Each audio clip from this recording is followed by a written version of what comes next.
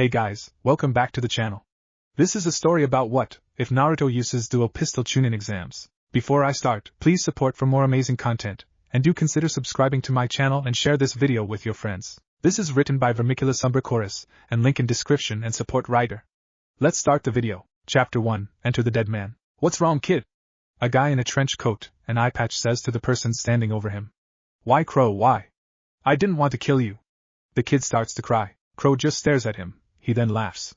Ganta, it was gonna have to happen eventually. Look at it this way. You get to brag that you killed the mighty Crow. As Crow lay there dying, he starts laughing harder. Then a few minutes later he finally dies. In an unknown location, Crow looks around and notices that he's surrounded by blackness. What the fuck is going on here? Where the hell am I? He then brings his thumbs to his wrists and cuts them with the blades on the rings. Two long blades of blood shoot out of his wrist, and he then growls. You are in the realm you mortals call limbo. A woman shows up and floats down in front of Crow. The woman's white hair and pale skin stick out in the darkness. She is wearing a kimono with the front open a little. Crow, or would you prefer Keiji? I am Kami. I am going to send you to a world where a boy will either save the world or fail and cause the world to be destroyed. You will reside in the mind of the child along with another being. When the child appears before you, you will teach him all of your knowledge. She then grins when Crow puts one of the blades at her throat.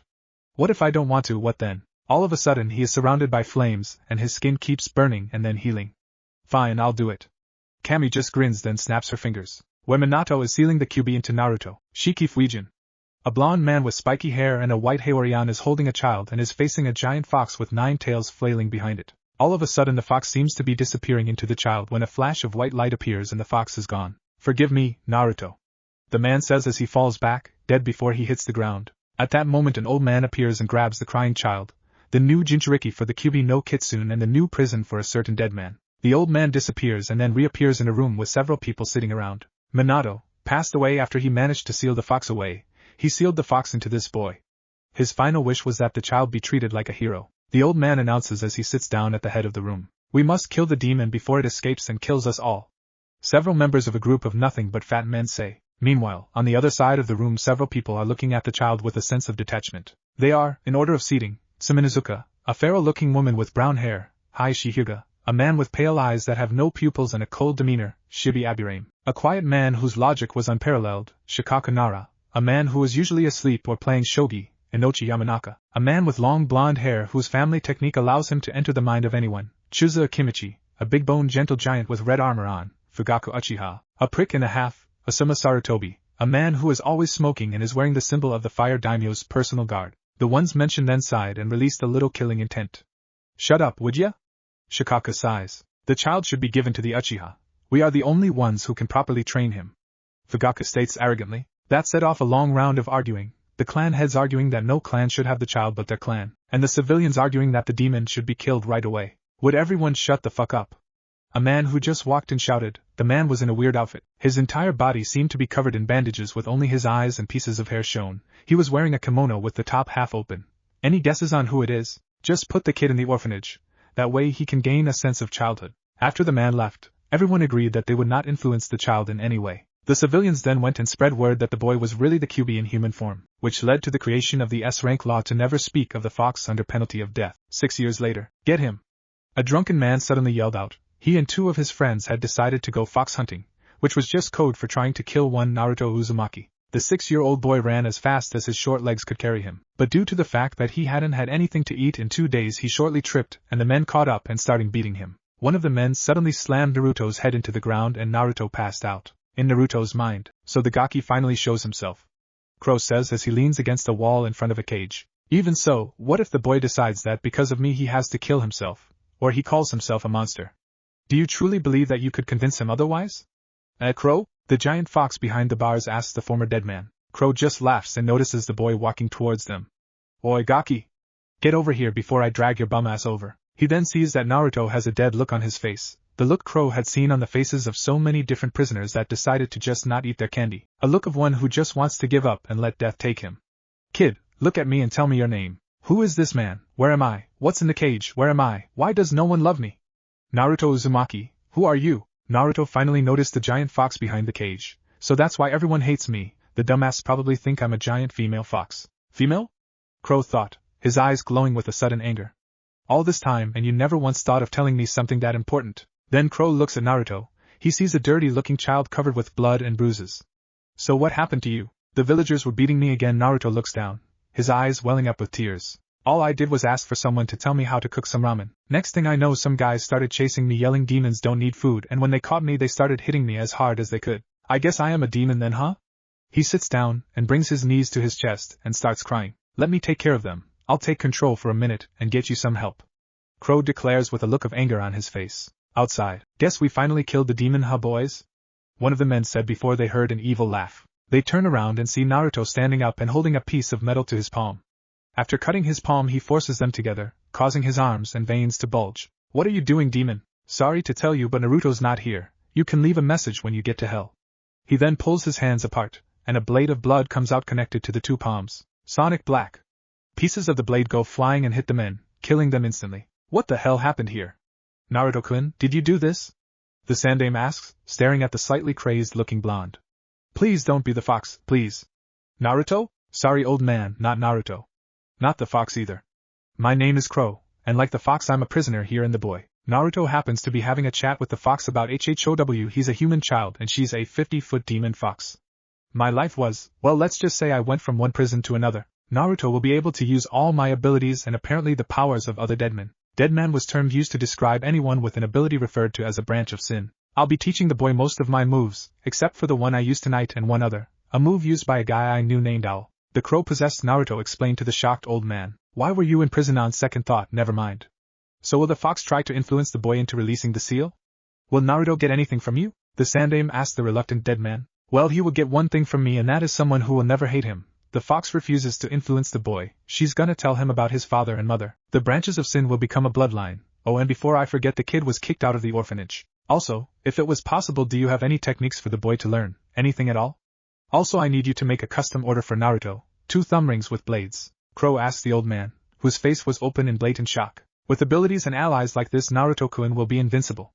Wait, the fox is gonna tell him about his parent. Oh well. The Kagebushin would help the boy out, plus with parents' scrolls and techniques. The rings shouldn't be a problem. Plus with his bloodline, the Sandaime gets an evil look in his eyes. Crow-san, I will get the stuff ready, and I think it's time that I show the people why I'm the Kami no Shinobi. 10 years later, will eventually be revealed in flashbacks. A 16-year-old Naruto wakes up and sees that it is only 5 o'clock in the morning. Well damn, there goes my sleep time. He gets up and gets dressed in his new clothes, a long trench coat with a white 9-tailed fox on the back with a crow flying around it, combat boots, black pants with white flames going down the side, and a black muscle shirt. He then slips his blade rings on his thumbs and slicks his black, red, and blonde hair back into what was coined his crow look. He slips his belt on and hooks all his scrolls into the spots for them. So Crow-sensei, should I try this time? The boy mentally asks his internal sensei. Yes, Naruto, and kick that prick Uchiha's ass, plus drop the act about the pink-haired bitch, came the voice of Crow. In the classroom, Naruto was the first one in the room and he walked up to his desk and sat down. As soon as he sat down, he put his head down and went to sleep, muttering about ramen. About 30 minutes later, Naruto woke up to a shriek of Sasuke Kayuen. I need help, my sanity can't handle this. Shut the fuck up, people are trying to sleep here, Haruno, Naruto said coldly, glaring at the pinkette. He then looked around and saw everyone staring at his new clothes and his new attitude. The fuck you all want? I ain't holding back this time, you weak little bitches. He then flipped everyone off and went back to sleep until Iruka showed up. Time to see if Naruto has finally dropped his act, because I need my quiet time. Iruka thought while he walked in. When he walked in, everyone turned and looked right at him. So Naruto finally started to act right? He asked his little brother figure. Yep, oh, and Iruka-sensei, Anko-ne-chan wants to know when you're going to pick her up for another date. Naruto then appears next to Iruka. Sensei, if you break her heart, I will shove a raisin gun up your ass. He says where only Iruka could hear him. Naruto then disappears into smoke. Iruka then looks at Naruto still sleeping. Whoever introduced him to Anko needs to be hung. Across the village, a man wearing a face mask and reading an orange book sneezes. Naruto Uzumaki, please come on down to take your test. Iruka calls after everyone else. Perform the henge, kawarami, and the bushin. Naruto then transforms into Crow, switches places with Sasuke, then says Kagebushin and has it hit Sasuke in the head. Okay, that works. Also, you can show us another jutsu for extra credit. He says, then regrets when he sees Naruto's evil smile. Naruto takes one of his thumb rings and drags the blade across his palm before slamming his hands together. As his hands start to pulse and appear to grow, Naruto then points his hand at a target dummy. Sonic-Buretto. The blood then forms multiple bullets and goes flying at the dummy, destroying it and parts of the wall behind it. That isn't anything compared to Crow-sensei's Sonic Black, but he won't let me learn that yet. Naruto says to everyone's immense shock and one Emo's anger. Dobe, tell your sensei that he should be training me and not you. After all, what is a clanless loser and orphan whose parents probably died by their own kunai compared to an Uchiha elite? Sasuke doesn't notice the look of rage on Naruto's face at his words, but everyone else does, and then Naruto starts to leak ki. You and me, Tamie, one-on-one right now. The demonic voice coming from Naruto scares Sasuke even more than her. Naruto then grabs Sasuke and they appear next to the sparring area. As Iruka and everyone else show up, Naruto and Sasuke get into their unique stances. Sasuke with the Uchiha Taijutsu stance and Naruto in Crow's stance. Naruto cuts his forearms and the sin blades appear. Hajime. Iruka shouts out before dodging as Sasuke draws the wakizashi that he found in his house that morning. Shino and Shikimura look at the crowd and shout out that they are taking bets on the winner. Shino holds the money and Shikimura writes down the amount and who you bet for. Sasuke-kun, and I'll bet a date with the winner. Ino says as she walks up to Shikimura. Naruto-san, and I'm betting my signed copy of Ika, Flashy Habanero. Hinata says proudly. Sasuke-kun, and all I'm going to bet is 5,000 Ryo. Don't bother about my conversion rates. This is roughly 20.00 USD. Sakura says as she glares at Ino. Naruto and Sasuke, completely oblivious to the bets being placed on their fight, have decided to break out the jutsu, fire style, grand fireball jutsu. Sasuke yells out as he finishes the hand signs. The fireball gets closer to Naruto when it suddenly stops, and is cut in half by one of the sin blades. My turn. Water style, water dragon missile jutsu. Naruto shouts as the dragon careens towards the Emo. I give! Sasuke yells as the dragon gets closer. Iruka holds his hand up and declares Naruto the winner. Chapter 2, Team 7. Previously on N-T-Koke. Fire style, grand fireball jutsu. Sasuke yells out as he finishes the hand signs. The fireball gets closer to Naruto when it suddenly stops, and is cut in half by one of the sin blades. My turn. Water style, water dragon missile jutsu. Naruto shouts as the dragon careens towards the Emo. I give! Sasuke yells as the dragon gets closer. Iruka holds his hand up and declares Naruto the winner. And now, the dragon then goes into the air and roars a challenge to the heavens, before it falls down into the water source for the people using water techniques. Everyone just stared at Naruto as he grins sadistically and laughs. You all should have seen your faces. It was just so funny, he shouts, before Iruka hits him over the head and points at Naruto's sin blades. Mind deactivating those, Naruto?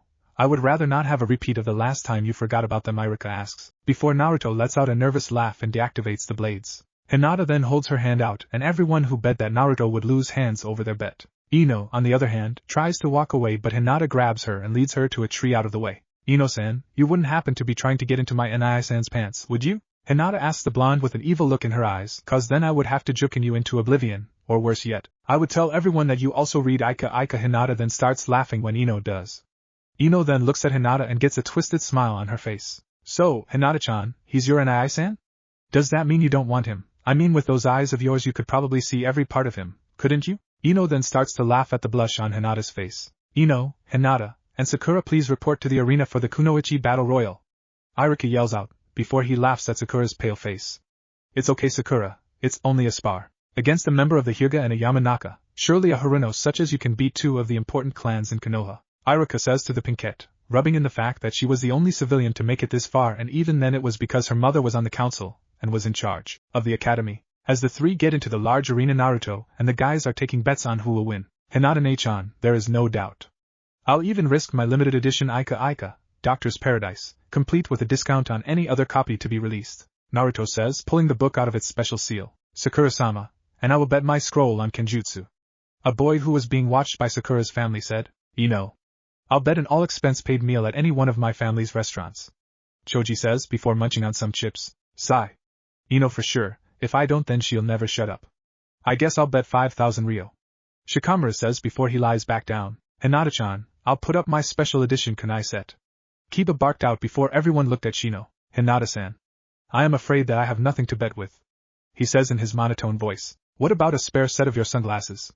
Some random boy who wasn't betting asked Shino. That would be most logical, so then I will bet a spare set of sunglasses. He says, pulling a pair out of a random pocket. Iruka then shakes his head while listening to the bets going on. Seems like Hinata is the favorite to win. About time she gets the respect she deserves. The Chunin then sighs and raises his hand looking at the three Kunoichi. Winner gets the top Kunoichi spot. Loser is put on the first available team. Hajime. Hinata then activates the Byakugan and gets into her personal stance. A stance that she had perfected after Naruto helped her with her training. Sakura looks at Ino and sees her ex-friend give her a sadistic grin, before pulling out a kunai and holding it in a reverse grip. Sakura then gets into a sloppy form of the Academy Taijutsu style. A bit of tumbleweed drifts across the arena and Sakura starts to sweat from the tense silence. As a drop of sweat drops down into the dirt, Hinata moves towards Sakura as Ino moves towards her as well. Sakura tries to back away from Hinata but ends up getting a juken strike to the arm, causing her to spin into a kick from Ino. As Sakura goes flying out of the ring, Ino and Hinata start to go at it, and end up with Ino having a kunai at Hinata's throat, and Hinata having a juken strike ready to hit Ino's heart. The two look at each other and then grin. "I give Iruka-sensei," Ino says before all the guys who weren't betting on Hinata to cuss. As everyone is lining up and dropping the things they bet in a pile, the three winners look at each other. "I guess I'll take the Kenjutsu scroll, unless one of you two wants it," Naruto says looking at Kiba and Shino. They shake their heads and he puts into a seal. Shino takes the all-expense-paid meal and Kiba takes the 5,000 ryo. "Come back tomorrow for team placement and the start of your careers," Iruka shouts to the gathered students. Later that night in Naruto's mindscape. "So, Naruto, who do you think will be on your team?" "Natsum, Kyubi," asks the boy. "Probably gonna put me with Sasuke or Kiba, and the Kunoichi will probably be Hinata or Sakura," Naruto answers while Crow just looks at Naruto. "Naruto, I guess it's time for you to learn a new move, not Sonic Black though, you're not ready for that yet.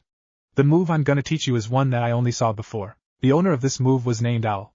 His branch of sin happened to let him form explosives from his blood. Due to certain events he ended dying while fighting one of the Undertakers. Crow says the last word with venom in his voice. "So, does this mean that there is more than one type of branch of sin? How many are there and how many will I be able to use?" Naruto asks his mentor. "Well, yes, there is more than one type. You should be able to use any and all types. As for how many, I have no idea. Now to use owls you'll need to cause your blood to form a miniature balloon with compressed chakra inside. As you do this, don't forget to control the blood to float away from you. We'll start with 2 and then we'll move to a higher number," Crow explains, somehow getting a professor's outfit on and pointing to a blackboard that appeared out of nowhere. "Crow, what if he uses his Chibushin and uses this technique to make his clone a walking bomb? Couldn't this ability make him too powerful?" Natsum says before seeing Naruto look at her blankly. "Natsum-chan, idea is such a smart one, but look at it this way, what if my opponent is a sensor-type shinobi? I must use any and all techniques at my disposal to guarantee my victory." Naruto replies with a smug look on his face, before Crow cracks him on the back of the head. "You're gonna be hard to beat, not impossible. A single mistake is all it took for me to die." Crow then looks at the questioning look he was receiving. "I guess I can tell you my story? On my world I told you all about my sentence, and what I did to help that Gonta kid, right? Well, after about 3 months I and Gonta were put back into a cannibal corpse match, and well, I thought that I could win without even trying. Gonta beat the shit out of me, and when it seemed like he would win I used my Sonic Black. He countered it with his Sonic Kubureto, and one of them hit me in the chest and crushed it. As I was drifting away I guess that he finally realized he killed me cause he started to cry. Little Gaki probably thought that life was gonna get better." Crow then looks at the two, sees them with tissues in their hands, pause, and were crying. "Fuck you too." Naruto started his training, and Crow was watching him. "Naruto Kun, I wonder what you would do if you knew that you already had a bloodline. I wonder when you'll unlock the you'll be unstoppable. I guess that soon you'll start to train to use my power as well. I will not fight it, and you should be able to control it so long as no one messes with Seal until you have my power under control." Natsum thought while watching as Naruto once again proved that he was a combat genius by mastering the basics of the move within a few minutes. The next day, Naruto gets dressed and puts his headband on his shoulder and leaves his apartment. As he heads towards the academy he goes over the blood bomb technique and its various uses, including setting traps and making it impossible to get too close to him during the charge-up phase for his stronger moves. "Soon I'll actually be able to use it, I can't wait." As Naruto was walking past the bookstore he sees the newest copy of Ika Ika on sale. He buys 2 and quickly jumps towards the academy. In the classroom, an emo with a superiority complex stands above everyone and demands that they all bow down to his emo-ness, and all of a sudden the hero walks in and kicks him and forces him to give up his plot. What really happened? Sasuke was trying out a new glare and all of his fangirls were swooning over him. When Naruto walked in he kicked Sasuke into his evil fangirls of doom. Naruto sits down and starts to read How to Escape from the Emo-ness by Natsuki Uchiha, ignoring the glare from Sasuke. Sakura, seeing a chance to get on her crush's good side, tries to hit Naruto. "Naruto Baka, you shouldn't read that with Sasuke-kun in the room." When her fist is about to connect, Naruto activates his blood armor. "What the hell is that?" Sakura demands the blonde. "Branch of Sin. My bloodline, it allows me to use my blood as a weapon or armor." "Geez Haruno, I thought you would have realized this by now. Guess that big forehead of yours is truly empty." He then looks at her and shoos her away. "Also, if you had attacked I just would have traded places with your precious Uchiha." Sakura growls and then goes and tries to punch him. Right before her fist hits him he trades places with Sasuke and lets him take the hit. Iruka walks into the class and sees Sakura standing over a knocked out Sasuke. "Didn't think you had it in ya, Sakura." He laughs out watching her go into panic mode. "I have a list of the teams, and I'm supposed to give some big speech but I figured what the hell, I'll probably see most of you again next year. So here are the teams. Team 1 Team 7, Uzumaki Naruto, Uchiha Sasuke, and Hirono Sakura. Your sensei is Hatake Kakashi. Team 8, Hyuga Hinata, Inuzuka Kiba, and Aburame Shino. Your sensei is Yuhi Kurenai. Team 9 is still in circulation. Team 10, Yamanaka Ino, Nara Shikamaru, and Akimichi Choji. Your sensei is Sarutobi Asuma. Now all of you, if I see you again, pray it's not in this classroom as students. With that, Iruka walks out and starts to hum, thinking about not putting up with any more of the Uchiha's bullshit. Naruto's head hits the desk hard after Iruka announces that Kakashi is his sensei. Why, Kami, why? He despairs, his teammates looking at him like he was crazy. What's wrong, Dobe, mad that I'll show you up? Sasuke taunts the blonde. Yeah, Baka, bet you're mad that you'll never get me. Sakura jeers. Fuck you, both of you. Our sensei is one of the last students of the Yondaime. Kakashi is also known as the tardiest shinobi in the village. Naruto glares at the two. Bullshit. Both Howler Monkey and Emo shout. He's right. A man says while walking in, Team 10, you're with me. He looks at Naruto and hands him a scroll. Here's that jutsu you won from our bet. Thanks, Asuma-sensei. Naruto says before sealing the scroll into a seal on his arm. How are you and Kurenai-sensei? Fine, Naruto. A woman says as she appears in front of everyone. Her long black hair seems to shine, but the most captivating part of her was her eyes, an exotic red. Team 8, you're with me. As the two teams leave and everyone else's sensei shows up and leaves, the members of Team 7 start to do whatever they can to pass the time. Sasuke was thinking of killing his older sister, Sakura was watching Sasuke and dreaming of being married to him, and Naruto was playing poker with a couple of A and BU. As the time drags on and the A and BU leave, with Naruto richer than before, Sasuke starts to fantasize about killing his sister and having everyone bow to his awesome emo-ness. Sakura starts to plan on chewing her sensei out and being married to Sasuke, and Naruto is now doing a puppet show of Sasuke getting his ass kicked by his older sister while Naruto chills with his two sisters. 3 hours later, Sasuke is staring at Naruto and trying to make him burst into fire. Sakura is reading How to Stalk an Emo by Fugaku Uchiha, and Naruto is now doing a puppet show of Sasuke being surrounded by fangirls while Natsuki and Naruto are chilling with popcorn. This is what Kakashi sees when he opens the door to the classroom. Let's see here a fangirl that can be used as cannon fodder, an emo who has a sister complex. Also Naruto, who I owe money to because of that bet. Hello team, I'm your sensei and you're late.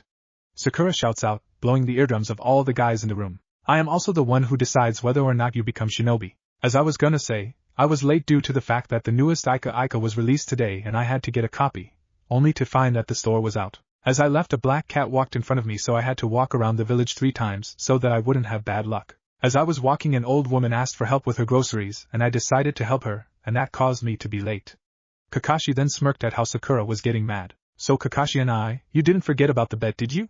'Cause I have in my possession the last copy of the newest Ika. Naruto looks at his older brother figure and holds his hand out. When Kakashi hands over a scroll, Naruto hands him the Ika. Thank you, Kakashi and I sensei. Naruto then looks at the other two. I purposely bought the last 2 copies so that he would have to pay up. Kakashi then looks at the other two.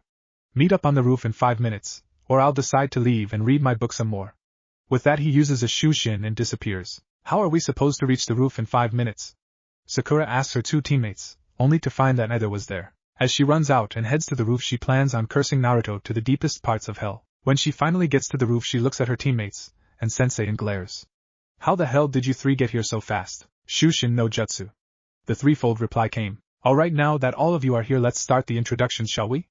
Kakashi asks the 3. Sensei, why don't you start so that we know what to do? Sakura asks, ignoring the dumbstruck look her teammates and sensei gave her. This is the smartest Kunoichi of the generation. I call bullshit. Oak away. Let's see here, my name is Hatake Kakashi, my hobbies are, my dreams are not important, my goals in life I'll tell you when you're older, and my dislikes are youth. Kakashi then smiles and points at Sakura. Your turn, Pinky. Sakura growls at the name. My name is Hirono Sakura and my likes are looks at Sasuke and squeals, my dreams are looks at Sasuke and squeals again, my goals are Edo. I need to say it again? My dislikes are Ino Pig and Naruto Baka, so a rabid fangirl. Okay, your turn, Emo Prince. Sasuke just glares. My name is Sasuke Uchiho and I have few likes, such as planning how to kill my sister, brooding about my sister, fantasizing about killing my sister, and ultimately becoming a king of emos. I dislike Sakura. My dream is not a dream but an ambition to kill my older sister, king of emos. Well, good luck. And now you, Naruto. Naruto then all of a sudden starts laughing. My name is Uzumaki Naruto, my likes are ramen, Natsum, Natsuki, Crow-sensei, Hinata-ne, Enko-ne, Iruka-sensei, Asuma-sensei, Kurenai-sensei, Kakashi and I-sensei, training, reading, and Ika. My dislikes are emos, fangirls, rapists, traitors, pedophiles, and idiots who don't know the difference between a kunai and the scroll it's sealed in. My dream is to travel across the elemental nations and find those like me and offer them a chance to be loved like a family, and to have a large family. My goal, however, is to kill 2 people, Orochimaru team and the masked Uchiha. Naruto finishes by releasing a small amount of Ki.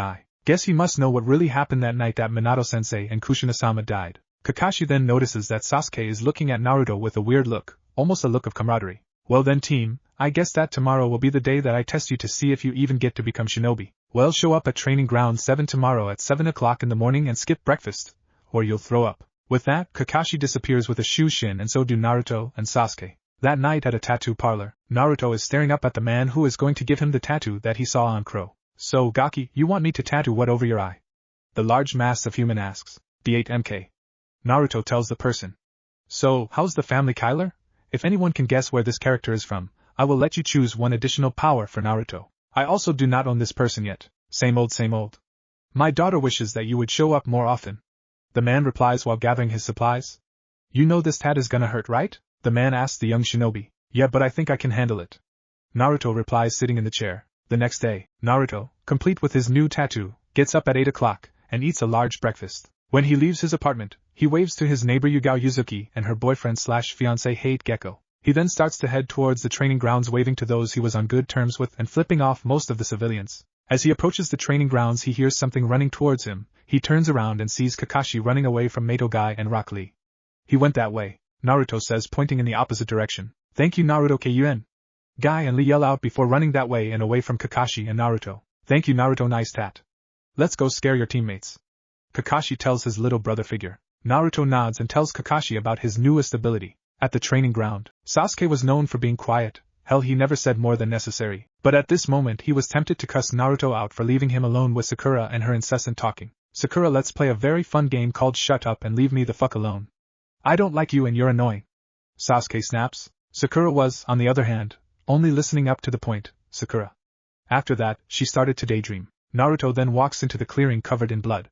Sasuke, Sakura, I'm afraid that he passes out from blood loss and falls down. Sasuke and Sakura start to look around and don't notice that a small bubble of blood is coming up from Naruto's wounds. When the bubble gets to the size of an apple it explodes and causes the two to jump in fright. When they start to hug each other and beg not to be killed, they hear a click and see Kakashi and Naruto holding cameras. Priceless.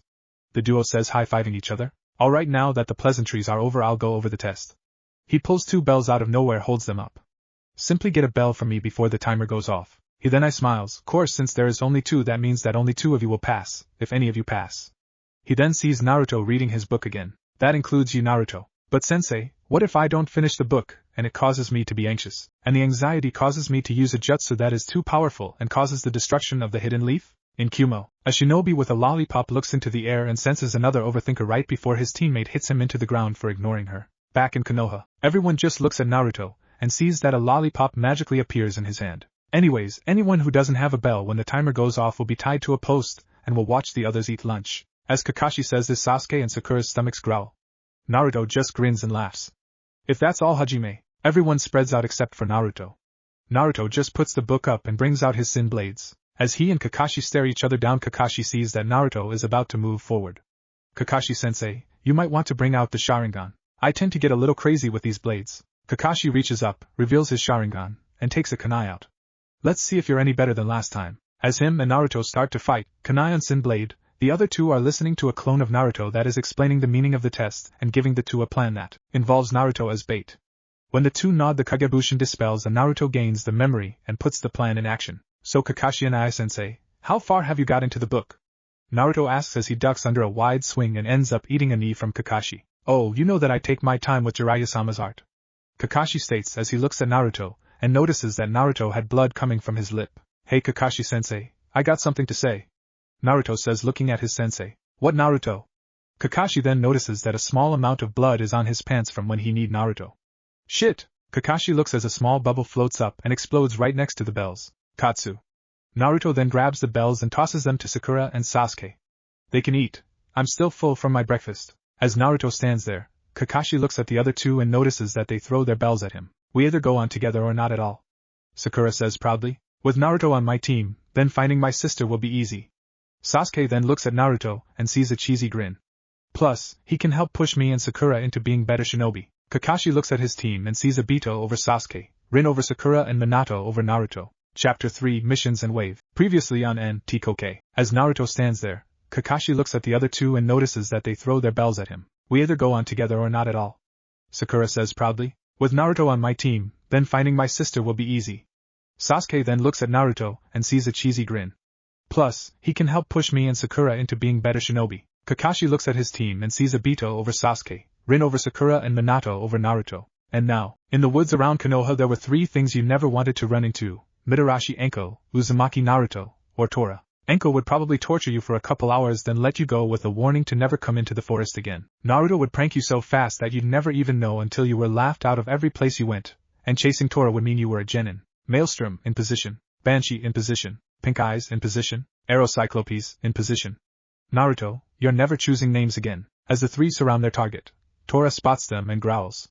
As Sakura goes to try and pick Tora up, the cat slices her arm leaving small scratches. Sasuke goes next and tries to force the cat to submit to his eliteness, which got him scratched and almost had his eyes cut. As Sasuke was planning to use a fire style on the poor animal, Naruto comes up and grabs the cat, looks it in the eyes and then walks away while Tora purrs in his arms. As they walk through the village towards the Hokage's tower, Sasuke and Sakura see that a lot of the people in the village are glaring at their teammate. Wonder what the baka did, Sakura thought, before she tripped on a loose stone. When the villagers saw this, they immediately blamed Naruto on pushing her down. As they start to get close to Naruto, a sudden spike in Ki causes everyone to turn around and look into the faces of Marino Ibiki and Mitarashi Enko. When the villagers see who they pissed off, they scattered. Thanks Enkone, Ibiki and I, Naruto said to the 2 torturers. As they nod their heads and head on back to whatever they were doing, Sasuke begins to wonder why the crowd had it out for the blonde. Sure, his pranks were annoying, but even Natsuki liked Naruto. Uzumaki Naruto, what secrets are you hiding, and why do I have this feeling like it will change the way things are ran in this village? As Sakura stands up and notices the icy glare that she was getting from Naruto.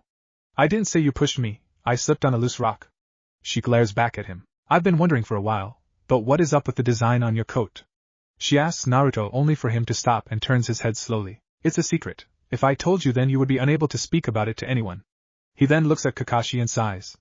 I'll tell everyone during our first C-rank mission. He then resumes walking towards the tower with a neutral look on his face. When they get to the tower, they walk up to Mission Center. They see the Hokage waiting with the Fire Daimyo's wife. When she sees the cat, she snatches it from Naruto and starts to squeeze it. Team 7, reporting another successful mission of catching Tora, Kakashi states with a glance at his team. Sakura is glaring at the cat. Sasuke is wondering if he could use the cat to lure his sister into a trap. And Naruto was reading Fangirls and Fanboys. Top 10 Warning Signs and How to Avoid Them by Uchiha Natsuki. Kakashi just sweat drops at the 3's choice of time killers, and wondering where Naruto keeps getting books by Natsuki. In a cave inside Fire Country, Uchiha Natsuki was many things: powerful, lusted after, a target of her little brothers, and even an S-ranked missing nin. But the most important part was she was the author of several books on escaping emo-ness, fangirls, and fanboys. She made it a habit of sending a signed copy to Uzumaki Naruto, even if it was just to piss her little brother off. As she got up from the place she was lying down, she looked over at her partner in the Akatsuki, Hashige Kisame. The tall blue shark man was the only one who knew that she was really a spy for Jiraiya,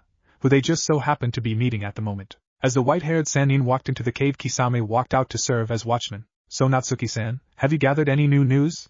Jiraiya asked as soon as he sat down. Yeah, Orochimaru plans to attack Konoha during the next Chunin exams. He will be bringing in his new village Otogekure, and might be allying himself with Sanagekure. He will have 3 main targets: my little brother for his Sharingan, Naruto-kun for his branch of Sin, and Sandaime-sama for, well, everything. I might also be able to tell you this: Amigekure is no longer in a war, but they are still closed to all travelers. The civil war in Kirigakure is almost over as well. The rebels are winning, and the Yandere Mizukichi was found dead with a slit throat. Other than that, I have no new information. What about you? Anything new on Naruto-kun? Natsuki finishes. Jiraiya just sighs at the news and then perks up. Yeah, he graduated and was put on the same team as your little brother and the Harino tramp's daughter. He has finally stopped acting like a spoiled child and is actually showing everyone the true him. I overheard that he has also been completing missions at a rate that would make you seem slow. He is due his first C-ranked mission in 2 days. He is heading towards Wave. I want you to meet him in Wave and train him in Genjutsu. Jiraiya then looks over towards Kisame. Do you think he could teach Naruto how to use a sword? Yeah, I could teach this Gaki, Kisame says from the entryway. As Jiraiya stands up, Natsuki finally steps into the light, and her long black hair shines in the light, while the rest of her body is covered by a cloak with red clouds. She turns towards Kisame and he nods. As the 3 S-rank shinobi separate, Jiraiya looks ahead and prays that Naruto gets the help he needs. Back in Konoha, at the same time as the meeting, the Hokage looks at the newest Team 7 and then looks at his mission choices. Team 7, in 2 days' time you will escort Tazuna to Wave, where you will protect him from bandits and the like until the bridge he is building is finished. This mission is your first C-ranked mission and the first mission where violence is most likely guaranteed. I wish you luck and will remind you that all of you must be on time for this mission. He says this last part looking at Kakashi and Naruto. I have also heard word that several bandit camps in the area have started to disappear, so we must treat this as a minor war between bandits. Do not get separated unless you are in wave, otherwise there is no guarantee that you will come home. As he says this, Sakura looks uneasy. Hokage-sama, what do we do if a bandit attacks us? She meekly asks. Kill them before they kill you, was her reply from everyone else in the room. Naruto thinks back to the scene from after crows slaughtered the villagers and all the bandit hunts he went on. Sasuke thinks back to the aftermath of his sister's massacre of the Uchiha clan. Kakashi thinks back on the Third Great Shinobi War. As Sakura looks around and sees the various looks of certainty on everyone's face, she starts to shake. Kill? Why should we kill them? They should at least have to pay for their crimes in jail. She finally gets out. Sakura, we are shinobi. We do not do meaningless tasks. Everything we do has been prepared for. We are taught how to kill. Every target at the academy was shaped like a human for a reason, and a fireball is not something that is used to knock a person out. It's used as a dangerous attack meant to kill. Kakashi explained to the pinkette. Sakura starts to collapse in on herself and shivers. As everyone stares at her, a random Chunin snaps and points at her. How in the fucking hell did she become a Kunoichi? The sudden outburst makes Sakura break down into a teary mess. What was she told this job was? Whoever told her she would never kill? Why am I talking like this? Sasuke thought. I'll take her home for today. I'll see if I can't get her some help as well. Sasuke states as he grabs Sakura and walks out of the room. When he leaves, everyone looks at the doorway funny. Did Sasuke just willingly take Sakura somewhere? Naruto asks with a stupefied look on his face, a look mirrored by everyone else. Ah, well, at least he's getting close to another girl.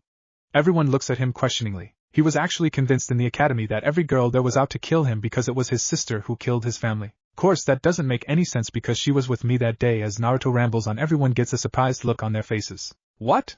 Everyone shouted, never once thinking of asking Naruto if he had met Natsuki on that terrible day. Yeah, I was hanging out with Natsuki and all of a sudden she gets surrounded by these weird ANBU. They had any on the side of their masks. One of them told her that she was under arrest for the murder of the Uchiha clan at least 2 hours before she supposedly killed them. It seems like a load of bullshit if you ask me. Naruto then starts to ramble again. Danzo, what did you do? What was so important that you couldn't even tell me? Hiruzen thought while looking at Kakashi. Naruto-kun, I'm assigning an S-ranked mission to you and Kakashi. Bring in Sasuke if you must, but I want you to eliminate Shimura Danzo and all of his root operatives. You have 2 days. Head out now. The Sandame states while Naruto and Kakashi look at each other and disappear. At Sakura's house, Sasuke walks out and sees Kakashi. When he walks over, he sees a serious look on Kakashi's face. What's going on? Mission S-ranked? You, Naruto, and me. We're eliminating a hostile faction within Konoha. We have 2 days and fire-free orders. These people might have done something worse than even Orochimaru did. He replies. Like what? Sasuke asks as he gets a serious look on his face. He then notices Naruto walk up with a scroll and catches it when Naruto tosses it to him. He notices that is his supplies. Sasuke, these are root ANBU, they might just have framed Natsuki. Apparently she spent the day with Naruto and was attacked by the men 2 hours before the supposed massacre. They accused her of killing your clan, Kakashi states and notices Sasuke's look of unadulterated hatred. They all head towards the home of Danzo. At the home of Shimura Danzo, Danzo knew something was up. The village was suddenly locked down, and anyone in the streets was sent home. Despite being in his early 60s, Danzo wasn't senile. He knew that the only reason for this would be if a spy or hostile faction was discovered to be operating in Konoha. He looks outside and notices that his root forces were tense. He then looked further out and saw Uzumaki Naruto, Uchiha Sasuke, and Hatake Kakashi heading towards his place. Why would they be heading here? I didn't send for Team 7. Wait, where is the Haruno girl? Danzo then knew why the lockdown was started when the 3 started to kill his ANBU. His forces were found out. If the Uchiha boy is here and helping them, then he must now know that my forces were the ones who really killed his pathetic clan. Well then, looks like I will really need to fight. He then starts to unravel his bandages around his eye and arm, revealing a Sharingan eye and an arm with 10 other Sharingan eyes in it. He then draws the sword he was hiding in his cane and heads outside with the determination of one who knew he wouldn't survive the day, a determination that would end with him taking out at least one of his attackers. Sasuke was livid. His sister was framed by these insects that seemed to come out from every crevice and opening of the elder's house. He was so furious that his anger awoke his Sharingan, and was slowly increasing its strength. It was like all of his anger would use his eyes as an avenue to burn all of his enemies to death. As his Sharingan seemed to morph, a black flame spread out and started to burn the ANBU. Is this Amaterasu? The mythical black flames. So then my eyes have finally woke up. With these eyes I will help my sister come back to Konoha, to have my sister return home. Sasuke thought as he stabbed an ANBU that got too close. Kakashi was showing why he was once an Umbra captain, his tanto out and flashing with the white chakra that made his father famous. He remembered the day that he received this blade. He remembered how it broke in a fight against a particularly fierce battle against an IWA shinobi. He sees the black flames and sees that Sasuke's eyes were different than normal Sharingan. Sasuke had unlocked the fabled Mangekyo Sharingan. Kakashi then sheathed the tanto and got into a famous stance. Lightning started to surround his hands. He then started to run forward, Raikiri. He yelled out as he started to kill root forces left and right. Naruto was a silent force. His sin blades were slicing his enemies with every movement. When he got cut, he used the wound to use the blood bullets and started to kill root forces at a distance. His eyes were unconsciously drawing in chakra and were shifting between red and blue. Sanakabureto, he said when he swung his arms in a wide arc and the bullets came out and killed multiple root men at once. He then started to let out balloons of blood from his wounds, which healed once they served their purpose, and they started to surround him while he started some hand signs. Wind style, bloody wind wave. He shouted as the balloons popped, and were carried by the blood and covered all of the remaining root forces. When they all started to laugh at the seemingly useless attack, they saw an evil grin on Naruto's face. Katsu. He drawled out, and all the blood exploded with a ferocious force. He then turns to Sasuke and they both nod and start hand signs. Wind style, great breakthrough. Naruto shouted out as Sasuke finished his hand signs. Fire style, grand fireball jutsu. Sasuke yelled out as he shot a giant fireball into the wind, erasing all traces of the bodies of the slain shinobi. Congratulations, you managed to kill my men. Now I must kill the three of you. Danzo said as he walked out his house with an emotionless look. When he came into sight, Naruto, Kakashi, and Sasuke all wanted to kill the bastard even more. You bastard, you dared to pervert the dead remains of the clan you slew to increase your own position. Sasuke shouted when he saw the eyes of his clan members in the arm and eye socket of the elder. You are supposed to protect the village, not exploit it to your own benefit. Kakashi shouted with a murderous glare. So that's why you wanted to kill the Uchiha clan? You killed women and children who would never even use the Sharingan. Also you could pervert the eyes to your own sinister plans? Shimura Danzo, you are going to die here, even if it costs me my life. Naruto coldly states as his hair covers his eyes. When he looks up, his eyes are yellow, with a slit through them. The whites of his eyes turn an evil shade of black. His sin blades suddenly disappear and he opens a scroll with the word guitar on it. He spreads a little blood on the scroll and a black guitar pops out. When Naruto grabs the guitar, it splits in two right down the middle and the top of the handle suddenly opens. He then holds them like two guns. Thanks go to Greed the Avarice for the idea of using the guitars as an additional weapon. When Naruto points them at Danzo, he starts to laugh and Danzo sees the image of a guy dressed like a monk with red hair behind Naruto. I was saving this for when I finally got strong enough to fight Orochimaru and my other target. But you will be a good target for practice, Naruto says when he finishes laughing. Danzo looks into the eyes of the young Jinchuriki and sees the seriousness in them, and he prepares to subdue the Kyuubi when black flames appear on his good arm, causing him to look over and see Sasuke glaring at him with his Mangekyo active. When Danzo tries to jump away, Kakashi appears behind him and drags a kunai across his throat. When Danzo then disappears and reappears behind everyone, they notice that one of the eyes on his arm was closed. Danzo then goes to attack Sasuke only to get hit by a blast of chakra from Naruto's weapon. As Danzo goes flying backwards, Sasuke comes up and stabs him in the heart, causing the elder to disappear again. Only this time two more eyes closed. Danzo then started some hand signs, but was interrupted by another chakra blast. Chakra as a weapon, the basis behind some of the most destructive attacks, and my guntars use it to the fullest. You die here, Shimura Danzo. Naruto then pushes as much chakra into the guitar as possible and fires a concentrated blast at the elder, causing him to disappear and then reappear with three eyes closing now. Kakashi then starts the hand signs for the wind style, great breakthrough. Naruto and Sasuke look at each other and grin before starting similar hand signs, fire style, grand fireball jutsu. The two boys yell out, causing the winds to enhance the two fireballs and killing Danzo for the fourth time. Danzo then appears behind Naruto and stabs him in the stomach before a certain Nikomasta and Biu arrive to aid the three and stabs Danzo in the heart, and finally killing him. Sasuke then sees that Naruto wasn't healing as fast as usual, and deduced that Danzo must have used a poison on his blade. Unknowingly to Sasuke, his eyes return to their Mangekyo state, and use some of Sasuke's leaking chakra to help jumpstart Naruto's healing. Don't ask how this happened, these eyes seem to bitch slap death in the face at every turn. So why not have the ability to heal others? Also, Sasuke will not feel the after effects of using the Mangekyo due to him not killing his best friend to get it. Mainly because Kakashi never seemed to complain of blindness, and because this is my story. When Naruto's wounds healed, the first thing he did was get up and seal his guntars back into the scroll they were in. As the three nod at each other, they leave the ANBU there to clean up the mess. The three then appear in the Hokage's office and report that Danzo lay dead and that he had implanted Sharingan eyes into his body. The next day, Sakura wakes up and sees that she is in her room. As she looks around, she remembers why she blacked out, and decides to ask her mother something. Sakura walks out of her room and sees her mom in the kitchen. As Sakura walks forward, she remembers all the times her mother told her that since she was on the council that Sakura was guaranteed a spot on Uchiha Sasuke's team. Mom, what is the job of a shinobi? Sakura asks timidly. A shinobi are the ones who keep everyone safe. Your job is to get rid of that damn demon boy and marry Uchiha-sama. Her mother tells her with venom in her voice. Sakura then hits her mom and runs out crying. All this time she wanted me to marry Sasuke and ruin Naruto. She didn't want me to succeed. That's it, from now on I will live on my own and never take the Haruno name again, Sakura thought as she ran down the road towards her teammates' houses. She stops in front of Naruto's house and knocks on the door. When Naruto opens the door, she sees bandages on him and a sleepy look. Naruto, do you think that you could come with me to see Sasuke? I don't know which house is his. As Naruto looks at her state of dress, he nods and heads in to grab his coat and keys. What happened? You look like you've been crying? Naruto asked. My moth dash. No, my former mother told me that she never wanted me to be a shinobi. I punched her and ran away. From now on I am only Sakura, not Haruno Sakura, she says the last part with fire in her eyes. Naruto sees her seriousness and grins.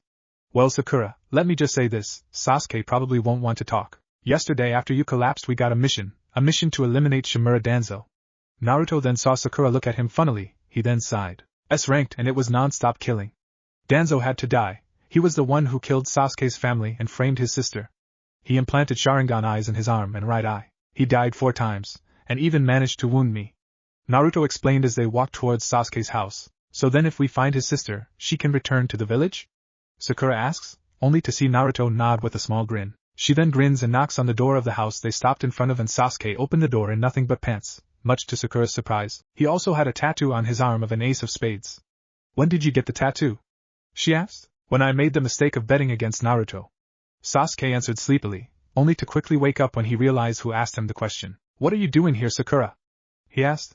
Sakura quickly told him what happened and saw that he was angry. He looks at Naruto, and then the proverbial light bulb flashes over his head, and he grins evilly. The two of you should live here with me. I have more than enough room for both of you, and this way our team is even closer. The best part is that now we can train whenever we need to.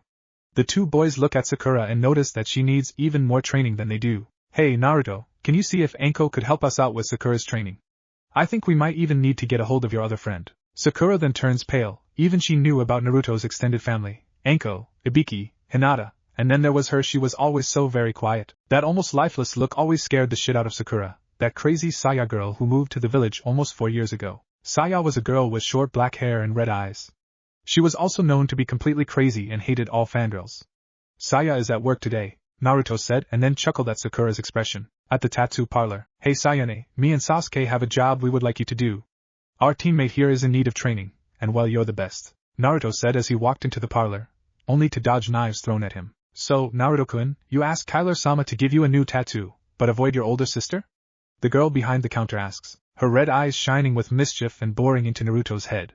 She has on blue jeans and a trench coat, a katana at her side. She was known as the vampire of Konoha due to her condition that required she feed on blood or become weaker than an old leaf. I do not own this character, she alas is not mine. Saya looks at Sakura and shakes her head. Naruto, if you want my help you better be willing to pay. Also Kyler heard that you're going to Wave and wanted to ask you if you could pick up a package there that's waiting for him. Naruto just sighs then looks at Sakura. Sayane, I'll pay whatever you want. Saya then gets an evil grin and grabs Naruto and takes him to the back room. 5 minutes later she walks out with Naruto, and Naruto is holding his neck and glaring at her. Thought you weren't going to do that anymore? She laughs then hugs him and walks up to Sakura. Barely any muscle, no training, and most importantly no techniques to work off of perfect. Because now I can just start with my training instead of tearing you down and then rebuilding. However, you won't be able to make it for your C-ranked mission if you start training with me. So choose your training or a mission, Saya says sighing, before grinning at Sakura's look of determination. I'll take the training. As I would be nothing more than trouble if things went south on the mission. Sakura then looks at her teammates, and sees them grinning. When we get back you better be ready to train with the big dogs, because we'll be training for the Chunin exams in 7 months. Sasuke and Naruto tell Sakura. As the two walk out it occurs to them to go and tell the Hokage about what is going on, and to see if they need a replacement teammate. In the Hokage's office, Haruno Sakura was several things, an annoying banshee, obsessive stalker of the Yandere, former mother of Sakura, president of the Naruto Haters Organization, and finally, pissing the Sandame off. That demon convinced my dearest daughter to hit me and to run away, and I was told yesterday that he tripped her and caused her to fall on the road. I also have witnesses that claim he and my daughter went to attack Uchiha-sama. Sakura lied to the Hokage. Really, cause that's not what happened. Sasuke himself said as he walked in followed by Naruto. Sakura came to us after being told that her only use was ruining Naruto and marrying me. So then I say this, if Naruto is to be punished for anything then I say you should too. Hokage-sama, our third teammate has decided that instead of going on a mission that she is not prepared for she is going to be training under Saya and Mitarashi Enko. We would like to know if there were any Kunoichi that could replace her on this mission. Sasuke explained to the Hokage. He then glares at Sakura and activates his Sharingan. Also our third teammate wishes to have her name changed from Harino Sakura to just Sakura. Sakura gasps at this and starts to plead with the Hokage to not allow it. Allowed, and she will also receive half the funds of the Harino clan, as well as half the funds of all members of the Naruto Haters organization, which will also be disbanded as of now with the rest going to Uzumaki Naruto. Also the only Kunoichi who could go with you guys is waiting for her team to heal, so you two will have to go and pick her up if you want her to join you guys, the Sandaime says. She usually is around training ground 9. The Sandaime then kicks Sakura out, and glares at all the paperwork before making a Kagebushin and letting it do all the work. At training ground 9, Tenten was pissed. Her teammates had gone and got themselves injured on their last mission, a mission that didn't even involve fighting. All she knew was that until her sensei and team was fully healed the only one on active duty was her. As she sat down she noticed two people walking towards her, Uzumaki Naruto and Uchiha Sasuke. The two were both known to be students under her sensei's rival Hatake Kakashi. What do you two want? She asked hostilely. Well, we needed a third member for our team and the Sandaime said that you would probably like to help us. Naruto said calmly. If it's not a C-rank then no. She replied only to see the grins on the two's faces. It's C-ranked, ain't it? They both nod. Yep, we're meeting at the West Gate tomorrow at 7 o'clock. Sasuke answered, then the two walked away. The next day at the West Gate, Tenten arrived to see that Naruto, Sasuke, Kakashi, and an old man were waiting for her. She noticed that they all had weapons on. Naruto had his rings and a nodachi, Sasuke had the wakizashi he had started to use, and Kakashi had on his old tanto. She then noticed they all had something to do. Naruto had out some puppets of people fighting, Sasuke had a book on fighting, and Kakashi had out his Aika. She looked at the old man and saw that he was drunk. So I waited all this time for some kids that barely look like they can fight. Tazuna would have gone further in his insult, but Sasuke, Naruto, and Tenten all had something at his throat. Sasuke had his wakizashi, Tenten had a chikudo, and Naruto had one of his sin blades out. Kakashi noticed this and sighed. Tazuna-san, these three are some of our best. Naruto here is probably one of the best people for this type of mission due to his Kekai Genkai, the branches of sin. Sasuke is a member of the Uchiha clan and his Kekai Genkai makes him a hard opponent to beat at any time. Miss Higurashi here is a student of a friend of mine, and is already a year-long veteran. He then points towards the west and yells for everyone to head out. 2 days later, the team and the client had been on the road for 2 days with no sign of anything happening. When they reached a certain area they noticed 2 puddles in the middle of the road. They all deadpanned and threw kunai into the puddles only for the puddles to disappear as 2 guys came out. Seems they found us, brother. The one on the left, Meizu, said to the one on the right, Gozu. Seems so, brother.